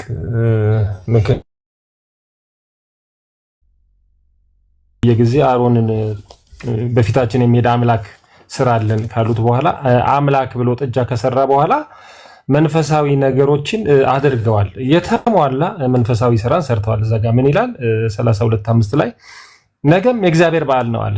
እንግዲህ ጣዖትም ሲከበር ስሙ የእግዚአብሔር በዓል ነው የሚባለው። ይሄ በደንብ ሊሰመርበት ይገባል። የእግዚአብሔር ይመስላል፣ የሃይማኖት መልክ አለ። አያችሁ፣ ይሄ የተሟላ ነገር አለ። የሚቃጠል መስዋዕት ይሰጣል፣ የደህንነት መስዋዕት ይሰጣል። ህዝቡም ሊበሉና ሊጠጡ ተቀመጡ፣ ሊዘፍኑም ተነሱ የሚለው ነገር በእኛ ምድር ላይ ከሚደረገው ነገር ጋር ፊት ያደርጋል። አንደኛ የእግዚአብሔር በዓል ነው የሚባለው፣ እውነትም ይመስላል። የክርስቶስ ትንሣኤ የእግዚአብሔር በዓል ኮንቴንቱን ነው እኛ የምናየው። ይሄ የሚቃጠል መስዋዕትና የደህንነት መስዋዕት የሚባለው ይሄ ስርዓቶች ሁሉ ይካሄዱለታል። ይሄ ቄጠማ መያዙ፣ ማዞሩ፣ መዘመሩ፣ አንዳንድ ነገሩ፣ ቅዳሴው ይካሄድለታል። ግን አውትፑቱን ስንመለከተው የመጨረሻ ውጤቱ ይገልጸዋል ምን እንደተካሄደ። ምን ይላል? ሊበሉና ሊጠጡ ተቀመጡ፣ ሊዘፍኑም ተነሱ። መብላት፣ መጠጣት፣ መዝፈን ሶስቱ ኮምፖነንቶች አብረው አሉ እዚህ ውስጥ። አንደኛ ሰዎች ከሳምንት ከ15 ቀን በፊት ያው የጠላ ጥንስስ ይጠነስሳሉ።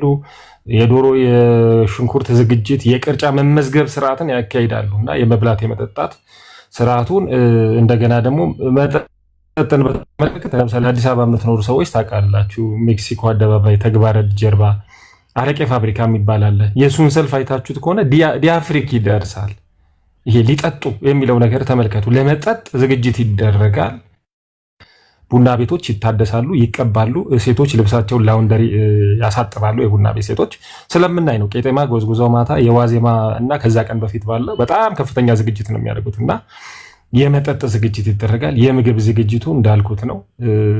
ከቅርጫ ምዝገባው ጀምሮ ዳቦ ለመጋገር ለማስጋገር ያለው ነገር፣ እንደገና የዘፈን ነገር ያው እንግዲህ የምትመለከቱት ነው። አሁን የተለያዩ ዘፋኞች እንደ ታደሰ ምናምን የሚባለው የባህል ዘፋኝ ሁሉ ይሄ ሚሻሚሾ ምናምን የሚል ነገር ሁሉ የሚዘፍኑበት በጣም በከፍተኛ ድምፅ በየታክሲው በየመንገዱ በየቢዝነሱ የሚሰማበት ጊዜ ነው እና ይበላል፣ ይጠጣል፣ ይሰከራል፣ ዘፈን ይዘፈናል፣ ይጨፈራል። አይ እንትን አላለህማ ሚውት አድርገውና ቆያ፣ አለበለዚያ እንትኖች ሚውት ያደርገዋል። እሺ፣ ስለዚህ ሊበሉና ሊጠጡ ተቀመጡ ሊዘፍኑም ተነሱ የሚለው የእግዚአብሔር በዓል እንዳይደለ የሚያሳይ ነው። ክርስቶስ ኢየሱስ እውነት ነው ተነስቷል፣ ምንም ጥያቄ የለውም። እኛም እናምናለን፣ ሁሉም ዓለም ያምናል። ኢምፖርታንቱ ነገር ደግሞ የተነሳበት ቀን ሳይሆን የክርስቶስ ኢየሱስ የመነሳት ፌኖሜና በክርስትና ሕይወት ላይ ትልቅ ነገር ለውጥ የሚያመጣ ነው። ሐዋርያው ጳውሎስ የተናገረው በሁለተኛው ቆሮንቶስ ጌታችን መድኃኒታችን ኢየሱስ ክርስቶስ ካልተነሳ እምነታችን ከንቱ ነው እና ክርስቶስ ኢየሱስ በስጋ እንደመጣ የሚታመን መንፈስ ከእግዚአብሔር ነው የሚልም ነገር አለ። ክርስቶስ መምጣቱን ካመንን ከታመንን ክርስቶስ እንደተነሳ ካወቅን ከተገነዘብን ያ ኢምፖርታንት ነገር ነው። የዘላለም ሕይወት የሚያሰጠን ይህ ነው። ህዳር 8 ተነሳ፣ ሐምሌ 19 ሚያዚያ 19 ዳዝም ማተር እሱ አይደለም። በሰማይ ጥያቄ ክርስቶስ ኢየሱስ በፍርዱ ዙፋን ላይ በተቀመጠ ጊዜ እስቲ ማነህ ግርማ እና እስቲ ኤርሚያስና ዮሐንስ እስቲ ቁጭ በል እኔ መቼ ነው የተነሳሁት የሚል ጥያቄ አይጠይቅም። እንዲህ አይነት ጥያቄ የለም። ተነስቷል አልተነሳም፣ መነሳቱን እሱ ሲነሳ እኛም ስለተነሳን ማለት ነው። ትልቁ ነገር ይሄን ማመን እና ማሰብ ነው። እና አንዳንድ ሰዎች ቅድም ሲጽፉ ነበር እንዴ በዓላት ታከብራላችሁ ስቴዲየም ተዘጋጅቷል ምናምን ሲሉ ነበር። በዓል ሳይሆን የበዓሉን ጌታ ግን እናከብራለን። ካላንደር ከዘጋልን መንግስት ትንሣኤ ነው ብለው የሚያምኑ ሰዎች በዚህ ቀን ነው ስላሉ ከህዝብ እንግዲህ ተነጥለን እኛ ስራ እንገባለን፣ ዘራፍ አንልም። ከተዘጋልን ሐሳቡም ከተነሳ ከትላንት ወዲያም የዛሬ ወርም ከዚህ በኋላም ከሁለት ወር በኋላም እንደምናስበው እንደምናከብረው ቃሉን እንደምናነብ ሁሉ አሁንም ተሰብስበን የክርስቶስ ኢየሱስን ሞትና ትንሣኤ እናወራለን፣ እናስባለን፣ ቨርሶችን እናነባለን፣ እንዘምርለታለን፣ እንጸልያለን ወዘተርፈ። ይሄ ሜን እንትን ነው። እኛ ለመብላት ለመጠጣት አይደለም በዋናነት የምንቀመጠውና በዓልን ማክበር ሲነሳ በዓልን ሳይሆን የበዓሉን ጌታ የማክበር ነገር በእኛ መካከል አለ። ስለዚህ ይሄንን ነው ልናከናውን የምንችለው። ከዚህ በተረፈ እንግዲህ ሰዎች ቅድም ኤርሚ እንዳለው ከእንዲህ አይነት የእግዚአብሔር ካልሆኑ ባህላት የመብልና የመጠጥ ባህላት እንደው ተመልሰው እንደው በዓሉን ቀኑን ኦብዘርቭ እንኳን ቢያደርጉት ኦብዘርቫንስ እንኳን ቢኖራቸው ግን ንስሐ ቢገቡ እግዚአብሔርን ቢፈሩ በዚህ ቀን ክርስቶስ ኢየሱስ የሞተላቸውን ሞት እያሰቡ በመስቀል ላይ የተደረገላቸውን ስራ እያሰቡ ለዛ የሚመጥን ኑሮ ቢኖሩ ሙስና፣ ስካር፣ ዝሙት፣ ዘፈን፣ ጥንቆላ፣ መተት፣ ድግምት ከነዚህ ነገሮች ርቀው ህይወታቸውን በጽድቅ እንዲገዙ ይጠበቃልም ይፈልጋልም። ይህ ደግሞ ዝም ብሎ አይሆንም። ይህ ሊሆን የሚችለው ክርስቶስ ኢየሱስን በመቀበል እምነታቸውን፣ ሃይማኖታቸውን፣ መንገዳቸውን ሲጀምሩ ነው። ክርስቶስ ኢየሱስን ያልተቀበለ የዘላለም ህይወት የለውም። በአጋጣሚ በድንገት ሲወለድ በ40 ቀኑ በጥምቀት ዝም ብሎ ተቀላቅሎ ዲፎልት የሆነ ክርስቲያኒቲ የለም። ክርስቲያኒቲ ሰው አስቦ ወስኖ ይበጀኛል ብሎ የሚቀላቀልበት የክርስትና መንገድ ጉዞ ነው። ልክ ትዳር ሰው ዝም ብሎ በአጋጣሚ ሲተላለፍ ነይ እንጋባ ብሎ ከመንገድ ጎትቶ እንደማያገባ ሁሉ ክርስትናም እስቲ ብሎ ዝም ብሎ በመንገድ የሚቀላቀለው ነገር አይደለም። ልክ ትዳር አስቦበት አውርቶ ተጫጭቶ ትሆኝኛለሽ ትሆነኛለህ ብንገባ ምን ይመስላል እንደሚባባለው ሁሉ እምነት ከመስማት ነው፣ መስማትም በእግዚአብሔር ቃል ነው እንደሚል የእግዚአብሔር ቃልን ሰው ሰምቶ አስቦ አሰላስሎ ክርስቶስን ተቀብሎ የሚሄድበት መንገድ ነው። ስለዚህ በዚህ መልኩ ሰዎች ክርስቶስን ቢቀበሉ እንጂ ሰዎችን የመንቀፍ በዓልን የማጣጣል ምናልባት በዓል ስለሌላችሁ እኛ ላይ ዲፔንድ ስላደረጋችሁ ቀንታችሁናል የሚሉ ድምፆችም ቀደም ስንሰማ ነበር። ከዚህ የተነሳ አይደለምም ሊሆን አይችልም። በስካር በዘፈን በዳንኪራ እኔ የቀናም ሰው አይቼ አላውቅም፣ ሊቀናም አይችልም። እኔ ባህል ነው ኢፍ ነሰሰሪ እኮ ባህሉንም አብሮ ማካሄድም ይችላል። ግን ፍላጎቱ በተራ እናውራ፣ እኔም ላውራ መሀል አይገባም። በመጀመሪያ ስርዓት አይደለም። እየጠበቁ እኮ ነው፣ እስክትጨርስ ጠበቁ። አንተ አይደለ ግርማ አለ እኮ ካንተ በፊት ቃሉ አለ።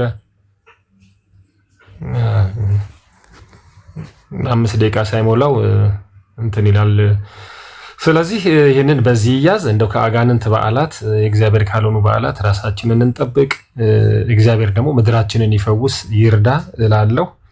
በዓል አክባሪ ከመሆን የበዓሉን ጌታ ክርስቶስን አክባሪ እግዚአብሔር እንዲያደርገን እንመኛለንም እንጸልያለንም። መስቀል ላይ የተሰቀለውን ከመስቀሉ ይልቅ የምናከብር የምንወድ የምናመልክ ያድርገን። አንደኛ ቆሮንቶስ 16 ላይ ጌታ ኢየሱስ ክርስቶስን የማይወድ ቢኖር እርሱ የተረገመ ይሁን ይላልና ፍቅራችን መውደዳችን ጌታ ኢየሱስን ይሁን። ጠላት አንሁን። የማርያም ጠላት የሚባል ነገር የለም። የክርስቶስ ጠላት የመስቀሉ ጠላት መሆን ጥሩ አይደለም። አንዳንዶቹ የመስቀሉ ጠላት ሲባል የእንጨቱ ይሄ የተመሳቀለው እንጨት ወይ በብረት የተሰራው ወይ አፍሮ አይገባ የሚባለው ወይ ምናምን ጠላትነት ሊመስላቸው ይችላል እና ያ አይደለም። የመስቀሉ ቃል ለሚጠፉት ሞኝነት ነው ይላል መጽሐፍ ቅዱስ። ቃሉ ነው the message about the cross ነው የሚለው። መስቀሉ ላይ የተሰራው ስራ ለሚጠፉት ሞኝነት ነው። ያንን ሲሰሙ የመስቀል ፍቅር የሚባል ነገር የለም። ለምሳሌ አድዋን እኔ ወደዋለሁ ብል አድዋ ከተማውንም ለወደው ይችላለሁ፣ ግን በዋናነት ከተማው አይደለም። አድዋ ላይ የተሰራው ከ130 ዓመት በፊት በአባቶቻችን የተሰራውን ታሪክና ገድል ነው የማመልከውና ማነው የምወደውና የማከብረውና አቴንሽን የምሰጠው።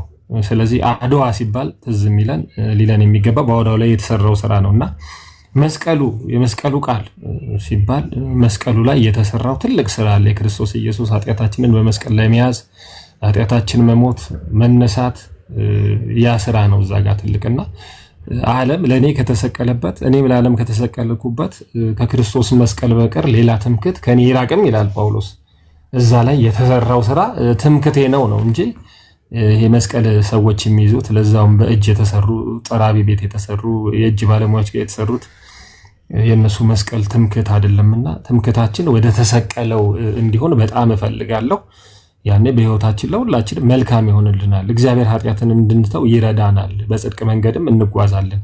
አለበለዚያ በዓል አክባሪ ሆነን ይሄው እርስ በርስ ተፈራርተን በምድራችን ላይ እንግዲህ በዓል የሚያከብረው ሰው እሱ ነው የሚገለን፣ እሱ ነው የሚያጠፋን፣ እሱ ነው የሚያስጨንቀን፣ ጉቦ ካላመጣችሁ የሚለን ትራፊክም ካለ የመንገድ ትራንስፖርትም ካለ የካርታ ምናምንም ካለ ቀበሌም ወረዳም ጉምሩክም ይሄኔ አንዳንዶቹም ያው በዓል አክባሪ ናቸው።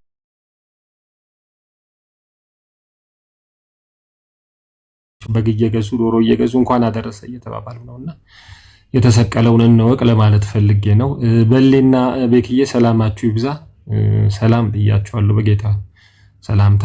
ተባረኩ። ቀጥሉ። ቃሉ መሰለኝ የገባው ቃሉ ቀጥልና ለበሌና ለቤካ ተሰጣቸዋለሁ። እሺ ቴንክ ዩ ተባረክ ወንድምና ተባረክ። እሺ ቃሉ አመሰግናለሁ። እንደምን ናችሁ? እግዚአብሔር ቤተሰቦች ሰላም ናችሁ? ጌታ ይመስገን። አንተ ጋር ድምጽ ሰላም ናችሁ? ይሰማል? እንደምን ናችሁ? ድምጽ አለ ወንድማችን። አሁን ይሰማል?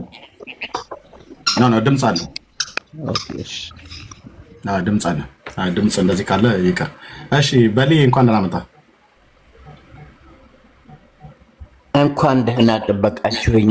ገና መግባቴ ነው። ድምጻችሁን ስለሰማሁ ስላየኋችሁም በመንፈስ ልበለው ወይስ እንዴት እንደምላላቅም ያው ስላየኋችሁም ደስ ብሎኛል። በጣም ማከብራችሁ ሰዎች ናቸው ያላችሁት። እንደ ዕድሉ ከተሰጠኝ እኔ መቼም ይሄ በዓል ሲመጣ ትዝ የሚለኝ ነገር ከዚህ በፊትም ስናገር ሰምታችሁ እንደሆነ አመጣጡ የበዓሉ አመጣጥ ምንድነው የሚለውን ነገር ነው ማሰብ ያለብን። ያው እንግዲህ የእስራኤል ሕዝብ በፈርዖን በባርነት ከ400 ዓመት በላይ ከቆየ በኋላ ሕዝቤን ልቀቅ ብሎ ሙሴን ልኮት በብዙ ድንቅና ታምራት ሕዝቡን ለመልቀቅ የፈርዖን ጠንቋዮችም ተገዳድረውት ከዛ በኋላ የመጨረሻ ምልክት የሆነውን ግብፅን በኩር ልጆች ሲገድልና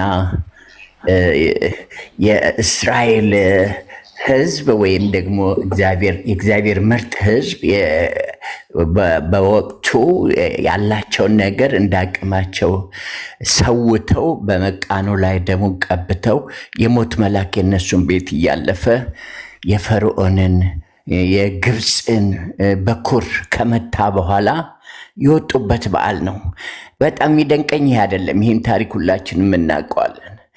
ነገር ግን ኢየሱስ ክርስቶስ በምድር ላይ በተገለጠበት ጊዜ ያንን በዓል በሚያከብሩበት ጊዜ ነው ሆሳዕና በጌታ ስም የመጣ የተባረከ ይሁን እያሉ እልል እያሉ የጎዘጎዙለት በአህያ ውርንጫ ሲመጣ ያንን ያህል ክብር የሰጡትን ያንን በዓል የዛ የጥላ የነበረውን ከሞት መልአክ ያስመለጣቸውን የደሙን ዋጋ የመጨረሻውን አልቲሜት ሳክሪፋይስ ሊከፍል የተገኘው የእግዚአብሔር ልጅ ኢየሱስ ክርስቶስን አላወቁትም።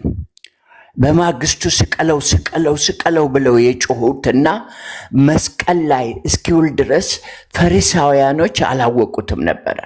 እሱ ያንን ጥላ የነበረውን ሊፈጽም የተገኘ የእግዚአብሔር ልጅ የእግዚአብሔር በግ ነው። ዛሬም በዓል የምናከብር ሰዎች እኔም ትዝ ይለኛል እንግዲህ በምድር ላይ ከ65 ዓመት በላይ ኖሬያለሁ። ብዙ ጊዜ ነው የምናገረው እና ትዝ የሚለኝ አሁን ፋሲካ በሕፃንነቴ ሌሊት ቀስቅሰው ሲያበሉኝ የተገኘችውን እንዳቅሙ በየቤቱ አርደውም ሆነ ቅንጣቢ ገዝተው ለየት ያለ ነገር ነው የሚያበሉንና በፋሲካ ያ ነው ትዝ የሚለኝ። ከሆድ ጋር የተያያዘ ነገር እና ፋሲካ ነው ብሎ ያለችንን የክት ለብሶ እኛ ሰፈር እኔ ያደግኩት ደብረ ዘይት ነው። ሩፋኤል የሚባል ቤተክርስቲያን አለ። በአመት አንድ ጊዜ ብሄድ ነው እዛ እና እዛ ይዘውኝ ሄደው በልጅነቴ ትዝታለኝ። ግን ያ ህይወት ነው ወይ ብትሉኝ አይደለም። ዛሬም ፈሪሳውያኖች የሚያከብሩት የሆድ በዓልን እንጂ የዘላለም ህይወት በዓልን አይደለም።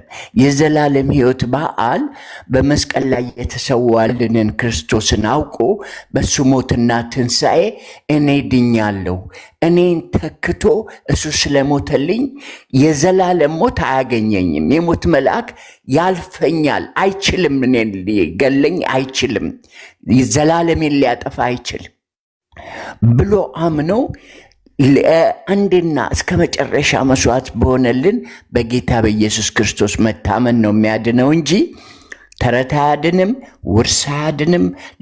ሌላም እንደዚህ የምናከብራቸው በዓላቶች አይደሉም የሚያከብሩን።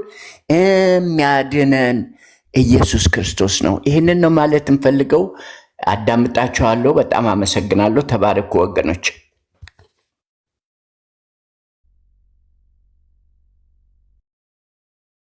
እሺ ቴንክ ዩ ወንድሜ በለኝ። ተባረክ፣ ጸጋ ይብዛለህ። አይ ቲንክ ብዙ ቆይታ የምናደርግ አይመስለኝም። እኛ ጋር የዌዘር ዋርኒንግ አለ። ቅድም እንዳልኳችሁ አሁን ከዚህ ሰዓት ጀምሮ ነው የሚጀምረው እና ብዙ ላንቆይ እንችላለን። ግን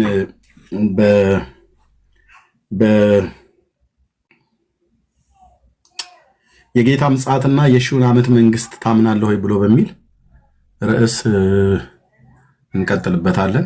ብዙ ሰው እንዳልኳችሁ በዓል ላይ ትኩረት አድርጎ የበዓሉን ጌታ ግን ኢየሱስ ክርስቶስን በሕይወቱ ሳያከብር ዓመት ጠብቆ ቀን ጠብቆ ጌታን አከብራለሁ ብሎ በሚል ደፋ ቀና ይላል። በጣም ነው የሚያሳዝነው። ብዙዎች ወንድሞች እናቶቼ፣ ለወንድምነ ለብሩኬ ሰማን ለቤካ ሰጥቸው እንጨርሳለን። ብዙዎች በዓል ለማክበር ይሯሯጣሉ። ይህ ፋሲካ ለአንተ ምንድነው? ይህ ትንሣኤ ምንድነው ለአንተ ብለህ ብትለው ግን አንዳንዱ በተለምዶ ከዘላለም ሞት የዳንኩበት ነው ብሎ ይልሃል። ድነሃል ወይ ብለህ ብትለው አዎ ይልሃል። እና አሁን ብትሞት ግን የት ነው የምትገባው ብለህ ስትል እሱንማ ማን ያውቃል እኔም አላውቅም ይልሃል። እንዴ አዳነኝ ብለህ ያልከው ጌታ ምን አደረገ? እስከ መጨረሻ አይደለ እንዴ አዳነ ብለህ ብጠይቀው ሌላ ክርክር ንትርክ ውስጥ ይገባልሃል ማለት ነው። አንድ መልካም ስራ በቀን ውስጥ ሰርቶ የማይውለው ትውልድ በስራዬ ነው ምንድነው ይልሃል ደግሞ እንደገና። እና ይሄ ህዝብ በጣም ነው የሚያሳዝነው ወንድሞች እናቶቼ። ባለማወቅ እውርነት ነው የተመታው። ባለማወቅ እውርነት ነው የተመታው። አይ እኔ አልቦለኩም በቦልክም እና ቆይና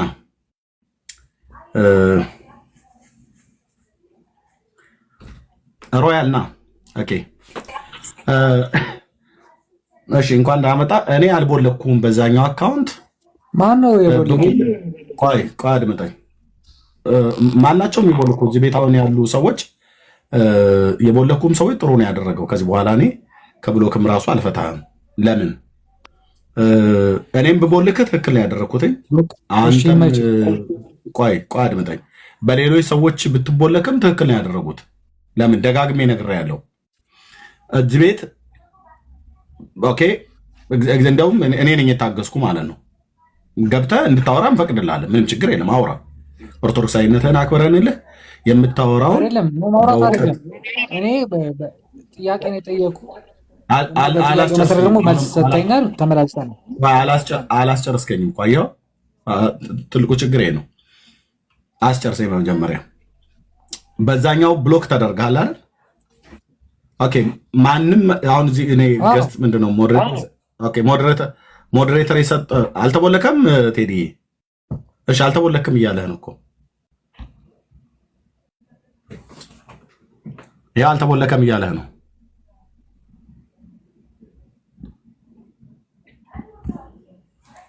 ሮያል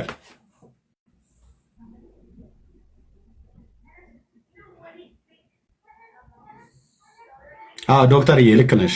እያየሁት ነበረ እኔ ሮያል በዛኛውን ብትቦልኩት ትክክል ነው ያደረጋችሁት፣ በዚህኛውን ብትቦልኩት ትክክል ነው ያደረጋችሁት። ምክንያቱም በጣም ብዙ ጊዜ ታግሸዋለሁ። አይ ቲንክ ትዕግስቱን እሱ ደግሞ ዝም ብሎ እንደፈለገ እንዲናገር የሰውን ትዕግስት እየተፈታተነ ነው ያለው። ስለዚህ ብሎክ እንኳን ተደርጎ ቢሆን በቃ ብሎክ ላይ የለም አይደል? ስለዚህ ለበዓሉ ድምቀት ዋሽቶ ወጣ ማለት ነው።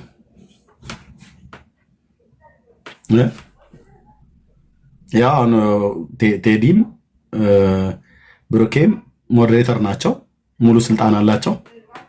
ሞዴሬተር ላይ ማንተን ምንድነው ገብተው ሲያዩት አልተቦለከም። እሺ ለበዓሉ ድምቀት ብዬ የማዋሻው ምንድነው? ኧረ ኖርማሊ ችግር የለም እኮ አልተቦለከም እኮ እያሉ ነው። ችግር የለውም እኮ ነው አባባሌ።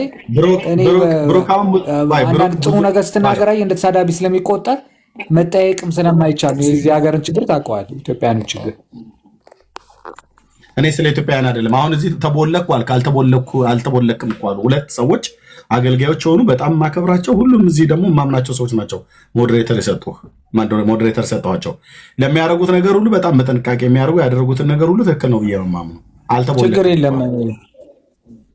እሺ ስለዚህ አልተቦለክም፣ ዝም ብላ አትክሰሰን ለማለት ነው። ኦኬ ሴት ነች የቦለከችኝ፣ ችግር የለውም። ኦኬ ምንድነው አሁን? እሺ ምን ለማለት ነው? ቅድም ገብተህ ጆን ራሱ አላሰረስከውም ነበር፣ አቁም እያልከው ነበር። አይ እኔ ለማለት የፈለግኩት መሰለህ ኖርማሊ ከዚህ ላይ ያለው ሰውዬ ሲናገር ነበርና አመት ባለ እንደዚህ ይጠጣል ምናምን ቡና ቤት ይከፈታል ይታደሳል ምናምን ሲል ስለነበረ ኖርማሊ እንደዛ የሚደረገው ልክ ነህ፣ ድሮ ይደረግ ነበር። በአሁን ሰዓት ግን ቤተክርስቲያን ራሱ ኢቨን ዘፈን አዲስ ዘፈን የሚያወጡ ካሴት አመት ባልጠብቀው በፋሲካ በገና ምናምን እያሉ ያወጡ ነበር። አሁን ግን ተከልክሎ ቀርቷል። ልክ ነው፣ ድሮ ይደረግ ነበር። አመት ባል እየጠበቁ ዘፈን ሁሉ ያወጡ ነበር አንዳንዶቹ። አሁን ግን ተከልክሏል ለማለት ፈልጌ ነው፣ ቅድም ሰውየው ሲናገር ማለት ነው። አሁን የለም አመት ባልጠበቀው ዘፈን የሚያወጣ ዘፋኝ የለም። በማን ነው የተከለከለው? በቤተክርስቲያን ቤተክርስቲያን ከልክላለች። እኛ ማናት ቤተክርስቲያን? ኦርቶዶክስ ምናምን እንትኑ ሲኖዶሱ ነው ምን ብሏል መሰለኝ፣ ብቻ ተከልክሏል። ማንኛውም ኢቨን ራሱ በዚህ ምክንያት ትክክለኛ እንዳልሆነ እኛ ልክ ዘፈን ኦርቶዶክስ እንደምትደግፍ እየጠበቁ ለቢዝነሳቸው ሲሉ ኮንሰርት የሚያዘጋጁ አመት ባል ጠብቀው ዘፈን የሚያወጡ ተከልክለዋል። አዎ ይህንን ነገር ደግሞ ለማወቅ ከፈለግ ማየት ትችላለህ። የተከለከለበት ደብዳቤ አለ። ቴዲ አፍሮ ሊያወጣ አሁን ራሱ በዳግማ ትንሣኤ ራሱ ያወጣል። ቴዲ አፍሮ አመት ባል ጠብቀው አይደለም። ቴዲ እንኳን በአመት ባል በምንም ቢያወጣ ማንም ይሰማዋል። አመት ባል የሚጠብቅ ሰው አይደለም ቴዲ አፍሮ። ግን ሌሎቹ አመት ባል እየጠበቁ የሚያወጡ ሰዎች አሉ። ስለዚህ ያ ነገር ተከልክሏል እና ለዳግማ ትንሣኤ ላይ ያወጣ ነው። አዎ ተከልክሏል፣ በሙሉ ተከልክሏል። ይሄ ነገር ያለ ነው። አንዴ ለዳግማ ትንሣኤ ሊያወጣ ነው ትለናለህ። ቆይ አንዴ ለዳግማ ትንሣኤ ሊያወጣ ነው ትለናለህ። ለዳግማ ትንሣኤ ሊያወጣ ያለው በሙዚቃ ቤቱ ጋር ባለው ጸብ ምክንያት ተጓቶ ዛድ ስለደረሰ ነው እንጂ ድሮ ነበር ሊያወጣ የነበር። ግን ያ ሰውየው ግን በጣም ውሸት ሲያወራ ስለነበር ነው የገባሁት። ለምን ሙዚቃ ቤት እንትን ባሮች ይታጠባሉ ምናምን እንደዚህ ይደረጋል፣ ልብሳቸውን ይቀይራሉ ምናምን ሲል ነው። አሁን እንደዛ የሚደረግ አይደለም፣ በጣም እየተቀየረ ነው። ሌላው ነው አዎ በእርግጥ ይደረግ ነበር በፊት። አሁን ግን እንደዛ ማድረግ ተይቷል። ሮያል በዚህ ጉዳይ ይታወቃል። ያው በባህልኛው መሸታ ቤትን በዘመንኛው ናይት ክለብንና መጠጥ ቤትን ያውቃል። ምክንያቱም እዛ አካባቢ ላይ ውላለው። ለምን እኔ አልጾምኩም? አሁን የማወራ ቢራ እየጠጣሁ ነው። በቃ እኮ ታዲያ ቢራ እየጠጣሁ ነው የማወራ። አልጾምኩም። እኔ ላውራበት ምን አልኩ ታዲያ? እኔ እኮ ምንም ያልኩት ከአንተ ተቃራኒ እኮ ባወራ ነው እንትን ማለት ያለበት። ልክ ነው። አንተ በባህልኛው ንግግር መሸታ ቤት፣ በዘመንኛው ንግግር መጠጥ ቤት፣ ናይት ክለቡን፣ መጠጥ ቤቱን፣ ቡና ቤቱ የሚባለውን ታውቀዋለህ። ስለዚህ አሁን የሚጸዳውና የማይጸዳውን፣ የሚቆለፈውና የማይቆለፈው፣ የሚከለከለውና የማይከለከለው ነገርከን እኮ። ተከልክሏል አልከን። ግን የከለከሉት እነማን ናቸው ብለን ስንል ጳጳሳቱ አልክ።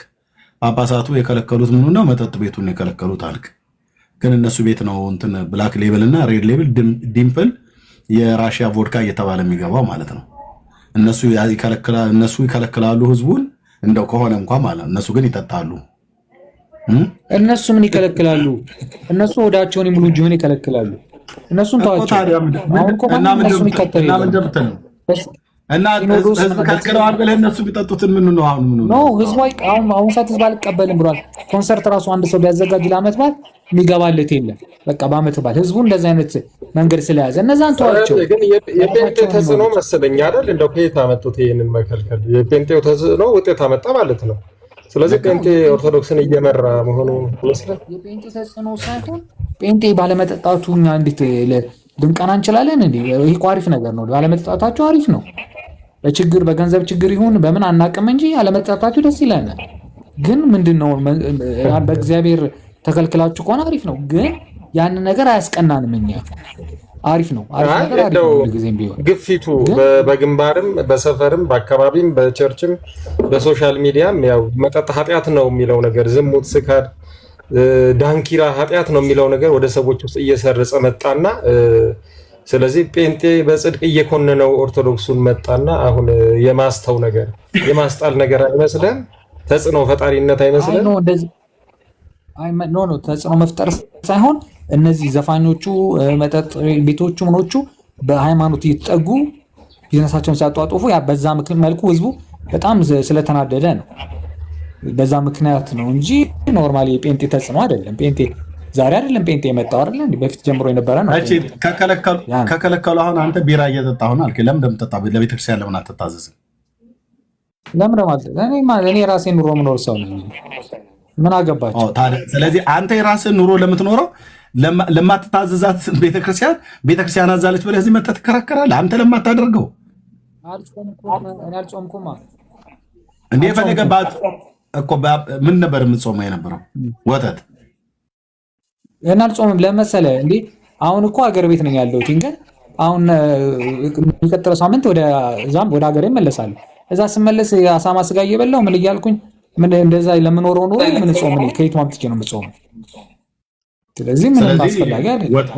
ወተት ስላልጾምክ ቢራውንም ትኮምኩማለህ ማለት ነው። ምን ትርጉም የረሃብ አድማ ሊዝም ምክንያቱም ማድረገውን ስለማቅ ማለት ነው። ታዲያ ያልኖርክበትን ትክክለኛ የሚጾሙት ሰዎች ትክክለኛ ጾሙ ያልኖርክበትን ለምን እንደምትነግረን ቤተክርስቲያን ከልክላለች ብለህ የምትለው አንተ በከለከለችው ህግ እንኳን ማትተዳደር እኔ እንደ ኦርቶዶክስ እየኖርኩ አይደለሁም እኮ እያልኩ ነው። ስለዚህ ኦርቶዶክስ አንተ እኮ እዚህ ገብተህ ታዲያ ወይ ቁጭ ብለህ መስማት ነው ያለብህ እንጂ ገዝት ልካህ ከጆ እስኪ ይጨርሳል 5 ደቂቃ አወራህ እንዲያቁም እስኪ በረከት ዝም በል ቤቂ ብሩክ ማይኩን ሚዩት አድርግ በለህ ሰዎችን አቋርጠ ኢንተራፕት አድርገህ እኮ ለመናገር አንደኛ ለጌታ ቃል አትታዘም፣ ሁለተኛ ቤተክርስቲያን እንኳን ብላላለችው እንኳን አትታዘም። አንተ እኔ አሁን እዚህ ገብቼ የሌለኝን ዘክሙ ወክሙ ምናምን ብዬ እነዚህ ሃይማኖተኛ ምናምን እንድል ትፈልጋለህ? ያልሆንኩትን እንኳን አይደለም የነገርኩህ። እኔ እንደዛ በል ብዬ አላልኩም፣ እንድትልም አልፈልግም። ብለህ ብትልም እጠይቅሃለሁ። ዘክሙ ወክሙ ብለህ ብትል እንደዚህ የሚባል ነገር ስለሌለ እኔም ስለማውቀው እጠይቅሃለሁ ለማለት ነው። ኤኒዌይ ያው ነው ተለውጧል። አሁን እንደ ድሮ አይደለም። አንተ ተለውጣል አትበለም ብራዘርዬ። ቢለወጥ ኖሮ አንተ በተለወጥክ ነበር። አንተ ሳትለወጥ የሌሎችን ሰዎች ህይወት የለወጠ ተለውጧል ብለህ አትበል። ምንም የተለወጠ ነገር የለም። ያው ብዙ ጊዜ እዚህ ሲነገር ብራዘር በቃ አንተን ያለወጠህ ስርዓት፣ አንተ ማትታዘዝበት ስርዓት ምንም አይጠቅምም ለማለት ነው። ቤካ ወንድምነት እንኳን ደህና መጣህ። ሁሉ ጊዜ በአመት በዓል እንኳን ተዋቸው ኦርቶዶክሶች። አይ ምን ጌታ ይመጣል እኮ ነው እያልኩ ያለው። ንስሐ ግባ፣ መጠጥህን ተው፣ ከኃጢአት ራቅ፣ ከአመፃ፣ ከርኩሰት፣ ከክፋት፣ ከጣዖት አምልኮ፣ ከምንዝርና ራቅ። ምንዝርና ማለት ከሴት ጋር መተኛት ብቻ አይደለም ብራዘር፣ ከጣዖት ጋር የምታደርገው አምልኮ። እንደ ባለፈው እኮ አለን በመጽሐፍቶቻችሁ ያለውን ነገር ስንናገር በማርያም ጉዳይ አትምጡብኝ፣ ከመጣችሁ አጠገቤቶን በመኪና እሄድብሃለሁ አልከኝ። ይሄ እኮ ምንድነው ማለት ነው? በቃ በውስጥ ከእግዚአብሔር በላይ ጣዖት ስለሆነችብህ ነው። እና እንዲህ አይነት በጣዖትን ከሚያመልክ ትውልድ እንዲህ አይነቱን ጣዖት የሚያመልከውን ትውልድ ወደ እግዚአብሔር ተመለሱ። ሰዓቱ ቀርቧል። የማርያም ጉዳይ ከተነሳ ብዙ ልንነጋገር እንችላለን። ዘመኑ ቀርቧል፣ ንስሐ ግባ ነው ብለን እያልን ያለ ነው። እና ቴንኪዩ ሮያል። ቶፒክ አላስቀይራችሁ ነው ያው አውሩና ያ በቃ ችግር የለም። ታሙትንም ፈጠን ብላችሁ ብታሙ ይሻላል ነው ይልጣላችሁ። ያ በቃ መልካም እንግዲህ ሰላም ሁኑልን። ቤኪ እንኳን ደህና መጣ ወንድምነት።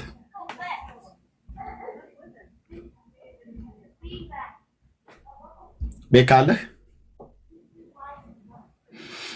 እሺ ስራ ላይ ከሆነ ነዝም የሚለው ብዙ ጊዜ ቤካ እንደዚህ በታንክ ነው የሚሄድብህ ያለም አለ እንግዲህ ስለ ማርያም ጉዳይ። አዎ ጥሩ ነው። እሺ ብርኪ ወንድምነት እንኳን ደህና መጣ። ለዘጋ ስል ነው የመጣኸው፣ ግን በቆይ ደስ ባለ ነበር። አቆይተሃል? እሺ አልቆየውም፣ ግን ባዶ ወይዘር አለ ነው ከተወሰነ ጊዜ በኋላ ከተወሰነ ደቂቃ ኦልሬዲ ጀምሯል። ይህን ላይቡ ማቋረጥ አለብኝ ጥሩ ስለማይሆን ስቶርም መብረቅም ነገር ምናምን ነገር ስላለ። እሺ ኤርሜ፣ እሺ ተባረኩ። ሰላም ብያለሁ ሁላችንም። የምሻ ስላየው ደስ ብሎኛል።